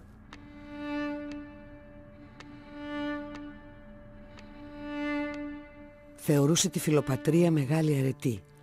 Αγαπούσε ιδιαίτερα τους ευλαβείς στρατιωτικούς που με φιλότιμο και αυταπάρνηση υπηρετούσαν στο ελληνικό στράτευμα. Δεχόταν να τους μιλήσει με μεγάλη χαρά, ακόμη και τις τελευταίες στιγμές της ζωής του, όπου υπέφερε σιωπηλά από τον καρκίνο. Θυμάμαι κάποια στιγμή, όταν ήμουν στη Θεσσαλονίκη και υπηρετούσα στο στρατιωτικό αεροδρόμιο της Θεσσαλονίκης, άρχισα να οργανώνω προσχήματα στο Άγιον Όρος. Πήγα πάνω από 600 αεροπόρους και περισσότεροι με εξομολόγηση και μετάνοια. Θυμάμαι σε ένα προσκύνημα, είχα πάει στην Παναγούδα γύρω στους 70 αεροπόρους, όλοι ένστολοι, και ο παππούλης είχε τέτοια χαρά που πετούσε. Εγώ όμως δεν καταλάβαινα ακόμα, δεν είχα τις προϋποθέσεις, όχι ότι τώρα έχω βέβαια. Ο παππούς καθόταν δίπλα μου και με κοιτούσε και χαιρόταν ο παππούλης, χαιρόταν μέσα στους αεροπόρους και εκεί γίνανε πολύ αποκαλυπτικοί διάλογοι.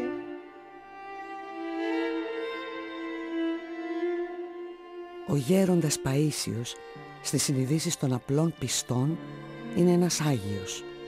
Για πολλούς ορθόδοξους κληρικούς ανήκει στους μεγάλους θεοφόρους πατέρες, ιδίου μεγέθους με το Μέγα Βασίλειο.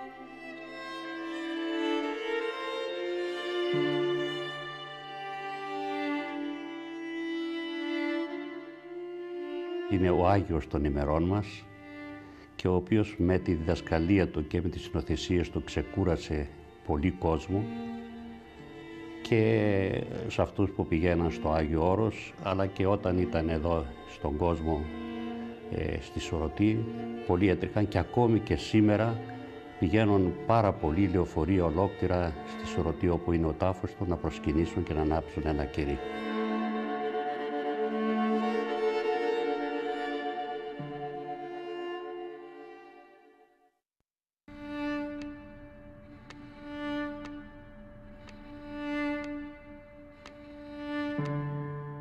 Ο κόσμος λοιπόν σήμερα που έχει μια ιδιαίτερη αναφορά στο πρόσωπο του πατρός Παϊσίου και που διαβάζει τις διδασκαλίες του και που είναι πολύ σημαντικές. Οι διδασκαλίες του είναι στο επίπεδο των αποφθεγμάτων που έχουμε των Αγίων Πατέρων. Ένα σύγχρονο γεροντικό. Έχουμε στην χριστιανική έτσι, γραμματεία, στην ασκητική γραμματεία, στη φιλοκαλία. Έχουμε αποφθέγματα πατέρων, Αγίων που μεταφράζουν μέσα από την ζωή της αγιότητος και μεταφέρουν ακριβώς τα μηνύματα του ουρανού μέσα από την πράξη της ζωής. Η αγιοποίηση, όπως ξέρετε, είναι ένα γεγονός που δεν εξαρτάται από την διοικητική εκκλησία, από τον διοικητικό οργανισμό της. Είναι κυρίως η έκφραση του κόσμου, η έκφραση των πιστών, η οποία δεν οφείλεται σε φαντασιώσεις ή σε διηγήσεις, αλλά οφείλεται σε γεγονότα από την πραγματική του ζωή, αλλά και από τις επεμβάσεις στην μετέπειτα ζωή. ένας Άγιος, για να κηρυχθεί Άγιος από την Εκκλησία, πρέπει να γίνει παραδεκτός στη μεγάλη μάζα των χριστιανών, των πιστών. Και αυτό γίνεται με τα θαύματα, με την ζωντανή συνείδηση των πιστών ότι είναι ανάμεσά τους, και χρειάζεται και αυτό το καιρό και το χρόνο του. Πιστεύω ότι ο χρόνος όπως κυλάει, τα πράγματα όπως φαίνεται να επηρεάζουν τη ζωή των πιστών ανθρώπων από την προσφορά του Θεοφόρου Πατρός, του Πατρός Παρισίου, νομίζω κάποια στιγμή θα το δείξουν και θα το φέρουν μόνα τους. Το πιο σίγουρο δηλαδή είναι πάντα ο άνθρωπος ότι σου συμβαίνει το δέχεται με χαρά και να αισθάνεται ότι είναι ένοχο. Αυτό είναι το πιο σίγουρο. Και αυτό έκαναν και άλλοι πατέρες. Ενώ πολλοί που, όπως είπα, ότι δεν έσπαβαν, αλλά υπέτρεψε ο Θεός για να ταλαιπωρηθούν. Ο γέροντας έλεγε συχνά πως τα νέα ζευγάρια πρέπει να έχουν κοινό πνευματικό. Επεσήμενε ότι πολλά ανδρόγυνα, παρά το γεγονός ότι δεν τέριαζαν μεταξύ τους, χάρη στον κοινό εξομολόγο κατάφεραν να ζουν αρμονικά. Όμως ζευγάρια που δεν είχαν κοινό πνευματικό, ακόμη και αν τέριαζαν, τελικά χώριζαν. Αν η σύζυγος έχει πετύχει να κάνει ένα βήμα μεγαλύτερο και βλέπει ότι ο σύζυγος πάει σημειωτών, είναι λίγο πίσω, δεν θα πρέπει να προχωρεί, αλλά θα πρέπει να τον περιμένει, γιατί μόνον όταν συμβαδίζουν και όταν συμπορεύονται και στα πνευματικά μπορεί να επέρθει μια αρμονία στην οικογενειακή τους ζωή. Για τις γυναίκες που έχουν παιδιά και είναι διαζευγμένες ή χήρες, θα τις παρακαλούσα και να τις συμβουλεύετε πολύ να μην παντρεύονται, να κάνουν υπομονή. Αλλά δεν ήταν δογματικός ποτέ να μην παντρευτούν. Να κάνουν υπομονή, να μεγαλώσουν τα παιδιά τους, να βρουν το δρόμο τους και ύστερα ας οικονομήσουν για τον εαυτό τους.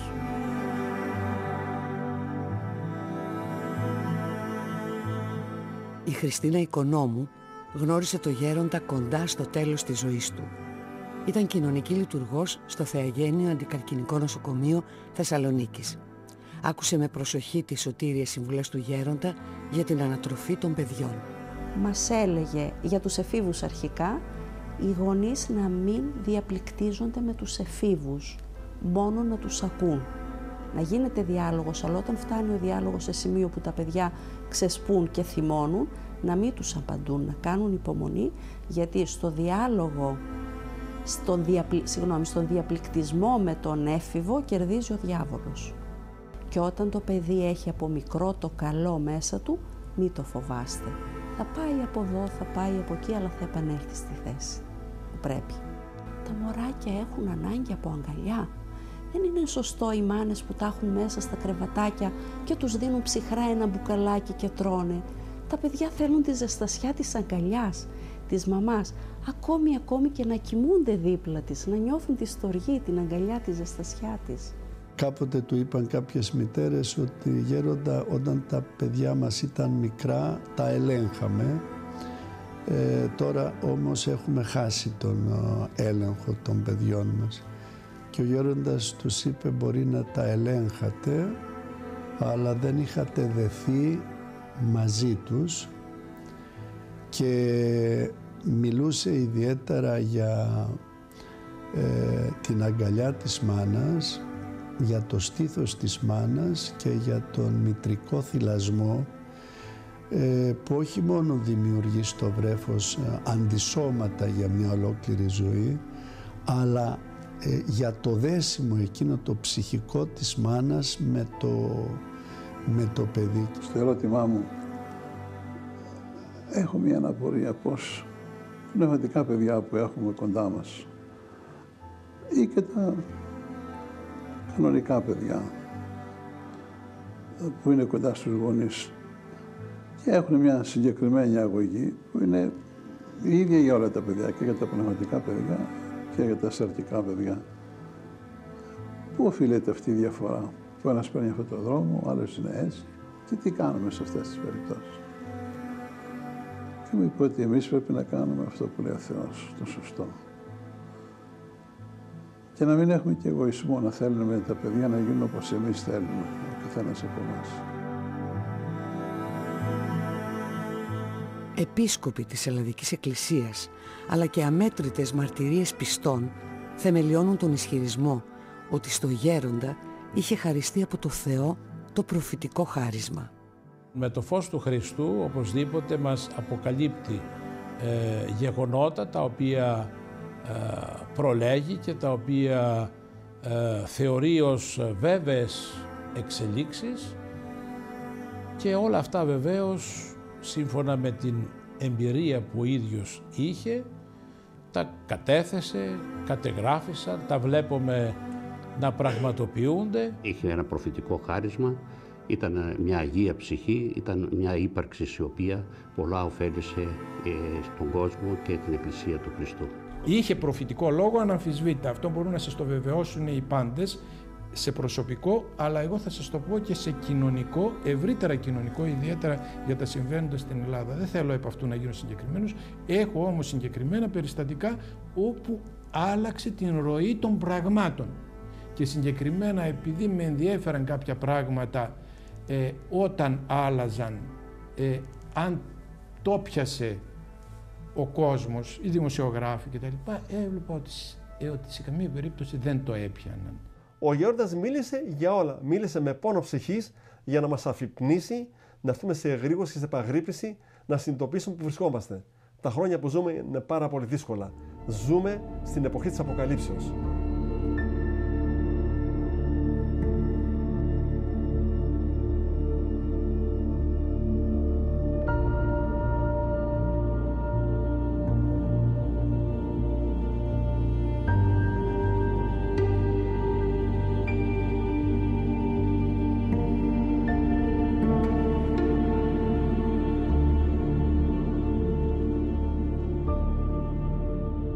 Ο Νίκος Ζουρνατζόγλου, επισμηναγός εν αποστρατεία, έχει αφιερώσει τη ζωή του στη συγκέντρωση μαρτυριών πιστών εδώ και 20 περίπου χρόνια.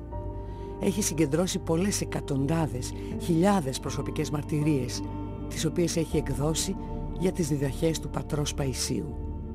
Στην έρευνα τη συγγραφική που έκανα, ήρθα σε επαφή και με τον κύριο Γραμματικάκη, ο οποίος ήταν πρώην καθηγητής πανεπιστημίου και πρώην διευθυντής Χριστιανικής Εφημερίδας, ο οποίος μου μετέφερε το διάλογο που είχε με τον γέροντα, με έναν άλλο μεγάλο Άγιο, τον γέροντα Πορφύριο. Του είπε ο γέρον Πορφύριος, Άγιοι σαν τον γέροντα Παΐσιο βγαίνουν κάθε 600 χρόνια. Συνειδητοποίησα πολύ γρήγορα από την αρχή της συλλογής των στοιχείων αυτών των μαρτυριών, τι θησαυρό έκαναν αυτές, τι δύναμη είχαν και πώς θα μπορούσαν να αλλοιώσουν και να αλλάξουν τους ανθρώπους, ώστε να έρθουν ξανά στην πίμνη του Χριστού. Αυτός ήταν ο στόχος μου, να βοηθούν οι άνθρωποι και τίποτα περισσότερο. Δεν έβαλα κανένα θέλημα δικό μου. Την πρώτη φορά βέβαια που επισκέφθηκα τον γέροντα Παΐσιο, του ζήτησα μία ευλογία και ο γέροντας μου έδωσε αυτό το μαρκαδόρο. Βέβαια αυτό με την πάροδο, με την πορεία του χρόνου συνειδητοποίησα ότι σηματοδοτούσε. Ήταν η ευχή και ευλογία του γέροντος Παϊσίου να καλύψω μια πτυχή του τεράστιου έργου του. Μεγάλο ενδιαφέρον παρουσιάζουν αδημοσίευτα κείμενα του πατρός Παϊσίου αλλά και του Αγίου Αρσενίου που έχει στη διάθεσή του ο συγγραφέας. Κατέχει πολλά προσωπικά αντικείμενα του γέροντος. Αυτή είναι η ζακέτα του γέροντος Παϊσίου, αμάνικη, το κοποσχήνι του, το Ευαγγέλιο, το οποίο το είχε από μικρό παιδί μέχρι το 1962 και εδώ έχει μέσα σημειώσεις. Το είχε πάνω το γέροντας. Όλοι γνωρίζουμε ότι ο γέρος Παΐσιος ήταν μεγάλος ασκητής, ήταν ολιγαρκής και δεν χρησιμοποιούσε πολυτέλειες. Αυτό το έλιχθο το κατασκεύασε ο ίδιος στην Παναγούδα όταν βρισκότανε, με αυτό κουβαλούσε πέτρες, ξύλα και ό,τι άλλα αντικείμενα χρειαζόταν.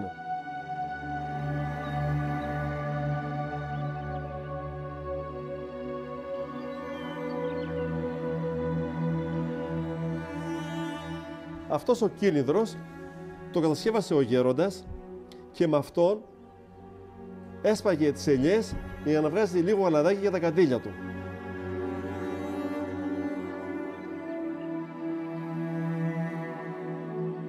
Ο γέροντας προσπαθούσε να κρύψει την αρετή του, όμως τελικά δεν τα κατάφερνε.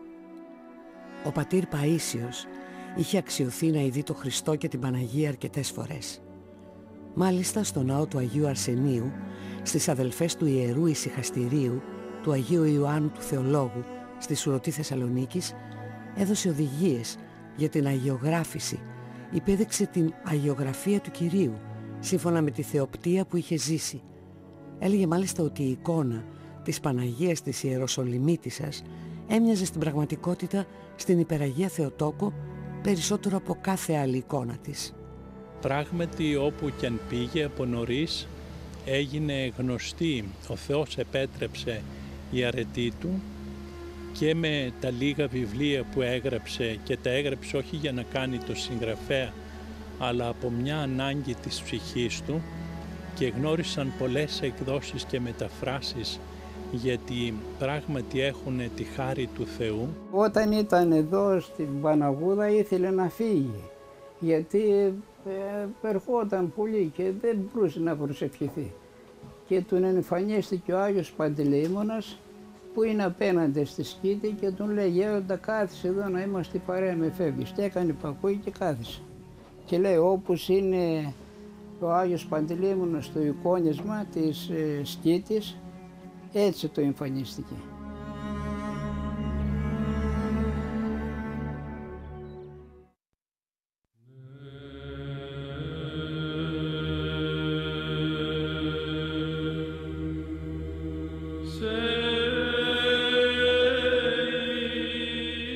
Ίσως να υπάρχει ευρύτερα η εντύπωση ότι οι θεοφόροι γέροντες, όπως ο πατήρ Παΐσιος, που έφτασαν τη θέωση, απήγαν από το μυστήριο της εξομολόγησης. Όμως κάτι τέτοιο δεν είναι αληθές. Ο γέροντας, 2 ημέρες πριν από την κοίμησή του, εξομολογήθηκε στον μακαριστό Μητροπολίτη Λαγκαδά Σπυρίδωνα. Ο ίδιος ο επίσκοπος Λαγκαδά, ο τότε, ο Σπυρίδωνα, μου το έχει πει προσωπικώς, ότι την τελευταία εξομολόγηση την έκανε σε αυτόν στη Σουρωτή λίγο πριν πεθάνει, νομίζω 2 μέρες ή 3 πριν πεθάνει. Θεωρούσε τον καρκίνο δώρο. Προσευχόταν μάλιστα να πάρει ο Θεός την ασθένεια από άλλους πάσχοντες και να τη δώσει σε αυτόν. Το έχω ακούσει αυτό το πράγμα και ξέρω ότι κάποτε προσευχήθηκε μαζί με κάποιον να πάρουμε εμείς, λέει, τον καρκίνο. Άντε να πάρω εγώ το πιο πολύ και εσύ το λιγότερο. Όταν αρρώστησε και ήταν στο νοσοκομείο, δεν ασχολείται με τον εαυτό του. Όταν είδε ότι έχει καρκίνο, είχε ένα πνευμόνιο και καρκίνο στο έντερο, είπε: «Δοξάζω το Θεό που μου έδωσε και εμένα αυτή την αρρώστια, για να δουν οι κοσμικοί ότι όχι μόνο αυτοί αλλά και εμείς έχουμε αυτή την αρρώστια και ετοιμαζόμαστε για να πάμε το ταξίδι μας».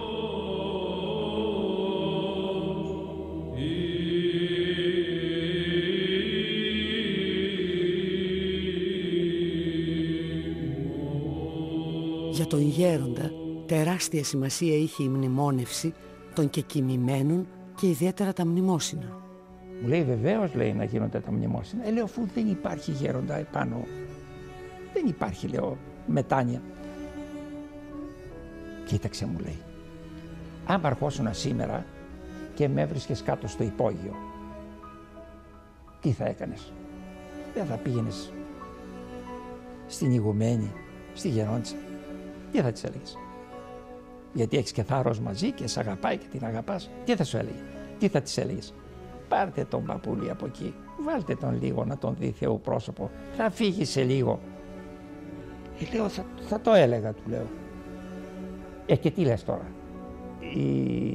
Τι θα έκανε η γερόντισσα? Λέω: εγώ πιστεύω ότι θα σας ανέβαζε πάνω. Καλά βρε παιδί μου, λέει, έτσι, με τα χέρια έτσι. Η γερόντισσα, η κόρη μου, λέει, θα το έκανε. Και ο Θεός, λέει, ο Θεός δεν θα το κάνει.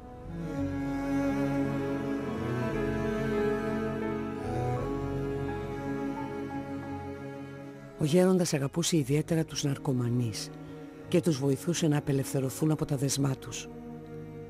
Προσευχόταν ιδιαίτερα για την αποφυγή τροχαίων ατυχημάτων. Πολλοί άνθρωποι τον έβλεπαν μπροστά τους ως φύλακα άγγελο λίγο πριν συμβεί το τροχαίο. Πολλές φορές με την προσευχή του έσωσε ανθρώπους από τροχαία, ενώ ήταν στο Άγιον Όρος, και έρχονταν οι άνθρωποι από ευγνωμοσύνη, χωρίς να τον γνωρίζουν, να του λένε το ευχαριστώ. Και όταν του ζήτησα εγώ την εξήγηση, αφού δεν ήσασταν, πώς τον σώζατε, γιατί έβλεπαν ένα μοναχό που να τους αρπάζει από αυτόν τον κίνδυνο, μου εξήγησε ότι αυτό το έκανε ο άγγελος μεταμορφωμένος στο πρόσωπό μου, επειδή εγώ προσευχόμουν εκείνη την ώρα για αυτούς οι οποίοι είναι εποχούμενοι μέσα σε αυτήν την κατάσταση των ζαλισμένων, όπως έλεγε, ανθρώπων. Χαρακτηριστικό της αγάπης που είχε για όσους υπέφεραν είναι το εξής γεγονός. Το καθημερινό φαγητό του γέροντα συνήθως περιοριζόταν σε λίγο παξιμάδι. Όμως τα μάτια του γινόταν δυο βρύσες που δεν σταματούσαν να τρέχουν όταν σκεφτόταν το δράμα των παιδιών της Αφρικής και τελικά έμενε νηστικός. Τότε, αν θυμάστε, γινόταν λόγος για την Μπιάφρα, για τα παιδιά εκείνα και τα λοιπά, τα οποία τα μάθαινε με τον α και β τρόπο. Άλλοτε δηλαδή τα πληροφορούσαν και άλλοτε τα έβλεπε ζωντανά, και θα σας πω και γι' αυτό. Και δεν μπορούσε να φάει. Την ώρα που πήγαινε να φάει το ασκητικό του φαγητό, δεν του κατέβαινε, λέει, η βουτιά, γιατί τα μάτια του συνεχώς έκλαιγαν, ενθυμούμενος αυτά, φέροντας στη μνήμη αυτά τα παιδιά τα οποία δεν είχαν αυτά που αυτός είχε, τα οποία ήταν ό,τι ευτελέστερο για μας, τα λέγαμε. Ο γέροντας φαινόταν ότι δεν ανήκε στο φθαρτό κόσμο. Ήταν φανερό ότι ήταν ουράνιος άνθρωπος. Παραδείγματος χάρη, μια φορά είπε κάποιος που εξέφρασε παράπονο, το ευχαριστήθηκαν, λέει, το ευχαριστήθηκαν και γελούσαν. Σκέψου ότι έκανε σε έναν άνθρωπο να γελάσει. Πάρ' το έτσι, λέει. Αυτό θα το μετρήσει ο Θεός. Δηλαδή, έφτανε σε κάποια σημεία που εκεί ξεχώριζε πλέον ότι δεν ήταν εκ του κόσμου τούτου, δηλαδή, πλέον. Φεύγοντας από το κελί με τους προσκυνητές, ο γέροντας μόνο εμένα σπάστηκε, με φίλησε και μου είπε και αναφώνησε, «Αχ, Νικόλαε, Νικόλαε». Εγώ δεν συνειδητοποίησα, προβληματίστηκα μεν, γιατί ο γέροντας μόνο εμένα σπάστηκε και αναφώνησε, «Αχ, Νικόλαε, Νικόλαε». Πράγματι, ο γέροντας δικαιώθηκε αυτός ο πόνος της ψυχής του που την εκδήλωσε το 10 Φεβρουαρίου του 1989. Κάγει η αδελφή μου με τα παιδιά της στη Γερμανία, στη Φραγκφούρτη. 34 χρόνια η αδελφή μου, 16 χρόνια το ένα παλικάρι, 14 χρόνια το άλλο παλικάρι της. Κατέβασα 3 φέρετες στην αγκαλιά μου. Πιστεύω ότι ο γέροντας με τις ευχές και τις προσευχές του με σύντευσε στην Υπεραγία Θεοτόκο, ώστε να επισκεφτεί τη μητέρα μου στις 20 Φεβρουαρίου, παραμονή της μεταφοράς των κεκτημένων στην Ελλάδα, να επισκεφτεί η Υπεραγία Θεοτόκο στη μητέρα μου. Ξάπλωσα ξανά, έκλεισα τα μπρέπαρά μου, έτσι, γιατί είχαμε πάει την Παρασκευή στο νεκροτομείο και είδαμε τα παιδιά, τη μάνα στη μέση και τα παιδιά στο πλάι. Και αυτά ερχόντουσαν μέσα μπροστά στα μάτια μου, έτσι, τα μπρέπαρα μου τα άκλεισα και τα δάκρυα μου τρέχανε βροχή, βροχή. Και έρχεται η Παναγία, στέκεται πάνω στα πόδια μου, όσο εκεί αυτό που κρέμεται, το ρεύμα. Και μου λέει, κλαις, ξέρεις που είναι η κόρη σου? Ήτανε τόσο όμορφη, μικρούλα, 15 χρονών. Εγώ μετά έδωσα ένα χαρτάκι, γραμμένο τα παιδιά τα όνομα, Μαρία, Βασιλάκης και Χριστάκης. Και του λέω, γέροντα, διάβαστα αυτά, πρώτη φορά το βλέπω. Τι να τα διαβάσει αυτά, μου είπε, το πήρε το χαρτάκι και το βάλε στο τραπέζι εκεί. Αυτά, λέει, καταταχθήκαν στους μάρτυρες.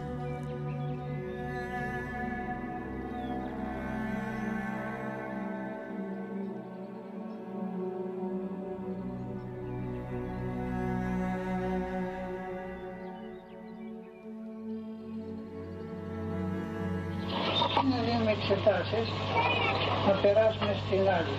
Γι' αυτό και ο Θεός αφήνει τον διάβολο δεύτερο μέχρι ενός σημείου για να μας βοηθάει με την κακία του. Δεν τον άφησε για να μας ταλαιπωρεί. Αγαπούσε με πάθος την Ελλάδα. Πίστευε πως η χώρα μας είναι ένας ιδιαίτερα ευλογημένος τόπος. Τόνιζε ότι έπρεπε να διατηρούνται οι παραδόσεις και εξέφραζε την αντίρρησή του όταν άκρητα υιοθετούνταν ξενόφερτες πρακτικές, οι οποίες μακροχρόνια θα δημιουργούσαν ανεπανόρθωτες ζημιές. Ίσως είναι ο μόνος που μίλησε από τους πατέρες, τους άλλους, τον πατέρα Ιάκωβο, τον πατέρα Πορφύριο, για αυτά τα θέματα τώρα.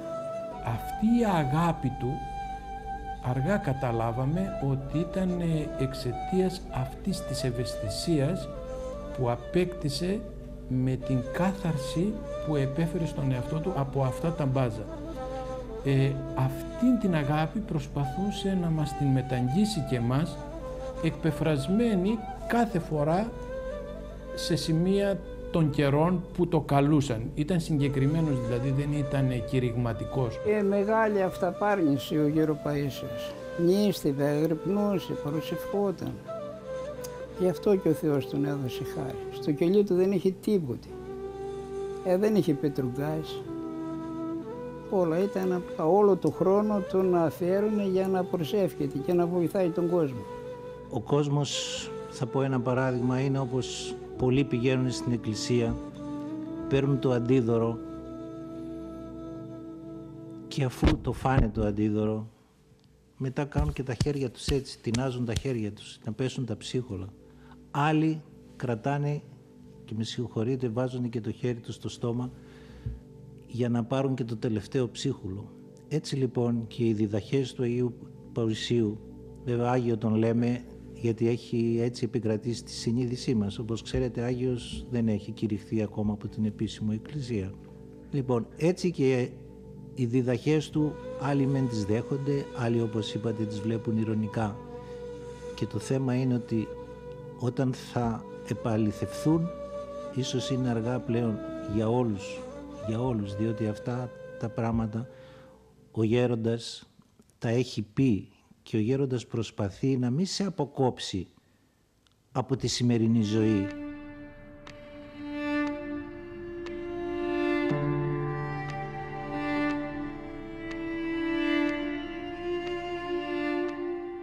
Οι μαρτυρίες για τα θαύματα του πατρός Παϊσίου είναι αμέτρητες. Θεράπευε τις ψυχές, αλλά με την προσευχή του τους απάλλασε και από σοβαρές ασθένειες.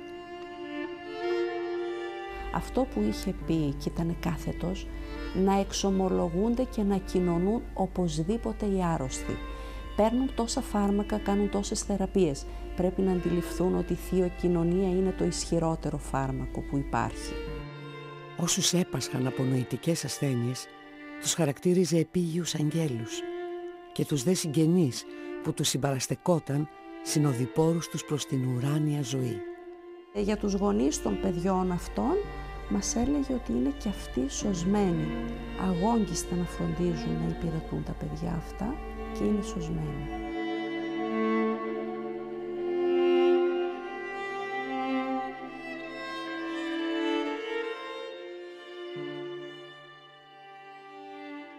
Ο πατήρ Παΐσιος, εκτός από μεγάλος ασκητής, ίσως πρώτα ήταν ένας υποδειγματικός, υποτακτικός. Από νεαρή ακόμη ηλικία έκανε απόλυτη υπακοή στο θέλημα των πνευματικών του οδηγών. Καρπή της υπακοής του ήταν το πλήθος των χαρισμάτων τα οποία του έδωσε ο Κύριος. Ο πατήρ Παΐσιος κατάλαβε πολύ γρήγορα ότι αυτή είναι η θεμελιωδέστατη υποδομή, η κάθαρση από αυτό το ίδιο θέλημα. Η μεγαλύτερη αμαρτία δηλαδή και στον Παράδεισο ήταν το ίδιο θέλημα που παρεύει η Εύα και πηγαίνει λέγοντας. Επομένως, πριν ο πατήρ Παΐσιος γίνει δέκτης αυτής της χάριτος του Θεού όπως τον γνωρίζουν οι περισσότεροι, νωρίτερα έκανε έναν αιματηρό αγώνα, έφτιασε κυριολεκτικά αίμα για να μείνει, για να είναι σωστός στο θέμα της εκοπής του ιδίου θελήματος.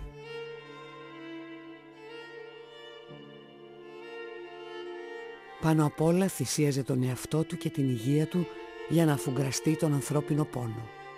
Τον έβλεπα. Όταν πήγαινα εκεί, αφού τον ζούσα εγώ πόσο... Υπήρχαν ουρές απ' έξω, κόσμος πολύς, να τον δει, να πάρει την ευχή του έτσι, να του φιλήσει το χέρι. Και μόνον αυτό που καθότανε, που έπρεπε να είναι, στο τέλος βέβαια δεν μπορούσε, δεν άντεχε. Σας είπα, που είπε ότι δεν μπορώ να σηκωθώ, να κάνω μετάνοια, δεν να σηκωθώ από το κρεβάτι. Και μόνον ότι στεκόταν να τους ακούσει, να τους δει, να τους χαιρετήσει, να τους χαμογελάσει, ήταν μεγάλη υπόθεση. Όλο γελούσε και με δύο κουβέντες σου έβγαζε από μέσα σου όλη τη στεναχώρια και σου δίνει τη λύση των προβλημάτων σου. Έτσι πολύ απλά. Πράγμα που δεν το συναντάς εύκολα. Και αυτό είναι και η αγιώτηση.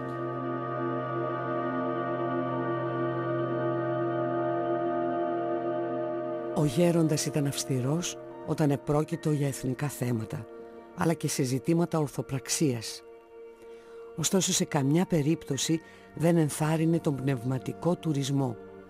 Δεν δεχόταν να δώσει συμβουλές σε ανθρώπους που είχαν πνευματικό, χωρίς πρώτα να έχουν πάρει ευλογία. Σε όσους δεν είχαν πνευματικό, τους συνιστούσαν να αποκτήσουν.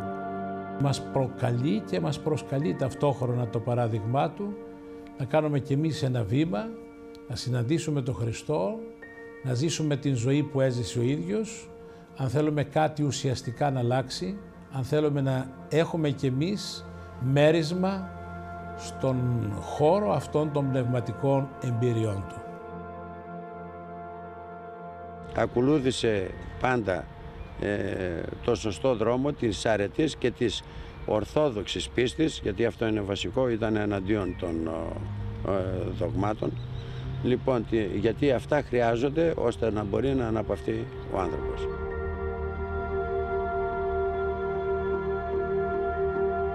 Ο μακαριστός γέροντας έλεγε να μπαίνετε στη θέση του άλλου για να καταλαβαίνετε το πρόβλημά του και όχι να επιδιώκετε να πάρετε τη θέση του. Ο πατέρας Παΐσιος, ως μεγάλος πνευματικός ανατόμος, έκανε αυτή τη διάκριση για να δώσει να καταλάβουν όσοι τον συμβουλεύονταν το πραγματικό νόημα της αγάπης. Αν ήταν σήμερα η ζωή και από τον τάφο το ακόμα φωνάζει, είναι να είμεθα προσεκτικοί στη ζωή μας, να έχουμε μεγάλη σχέση με την Εκκλησία, να είμεθα κοντά στην Εκκλησία και να ζούμε κατά Θεόν και να έχουμε την υπομονή ούτως ώστε να αντιμετωπίζουμε τις δυσκολίες τις οποίες συναντούμε στον κόσμο σαν άνθρωποι.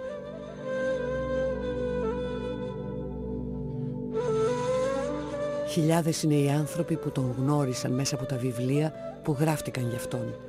Ομολογούν ότι μέσα από τις διδαχές του άλλαξαν τρόπο ζωής. Έρχονται εδώ στο μοναστήρι μας άνθρωποι για να δουν το μοναστήρι που ήταν ο Πατέρ Παΐσιος, που δεν μπορεί να πάνε εύκολα στο Άγιον Όρος. Και λένε εγώ είμαι στον δρόμο της Εκκλησίας από τον Πατέρ Παΐσιο και μου διηγούνται πώς, με ποια αφορμή τους έπιανε ο Πατέρ Παΐσιος έναν διότι εφήρμοζε την κατάτομο διδασκαλία, όπως λέει ο Απόστολος Παύλος. Δεν θα ξεχάσω, μια φορά ήταν άρρωστος, είχε κύλι. Παρότι ήταν, φανταστείτε ότι τον έβλεπα κάνα 10 φορές το χρόνο, από το 86, μέχρι και την κοίμησή του. Ήταν άρρωστος και ήταν να πάει να χειρουργηθεί. Παρότι ήταν στο κρεβάτι του πόνου, μας δέχτηκε. Ποιος θα το έκανε αυτό?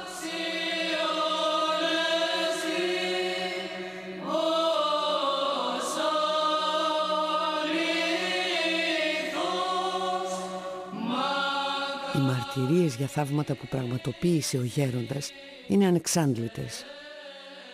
Είχα ένα γιο άρρωστο, τον μεγαλύτερο. Και αυτός είχε περιττό πάρα πολύ, είχε φτάσει 42. Και τον στέλνει η αδερφή του να έρθει, ήρθε αυτή ήδη το παιδί μου, αλλά μετά έστειλε το Παΐσιο και πήρε νερό από τη βρύση μου και ήρθε και τον σταύρωσε. Έτσι, με το νερό δεν μου μίλησε και ο περιττός κατέφυγε 38. Ήρθε και ο γιατρός, τον κοίταξε και δεν το έκανε την έννοια για να μην πάθει το κεφάλι του κάτω. Και λέει, δεν έχει πυρητό το παιδί, λέει. Δεν του μαρτύρησα όμως τον γιατρό ότι ήρθε και ο Παΐσιος και τον σταύρωσε, γιατί οι γιατροί δεν τα πιστεύουν αυτά.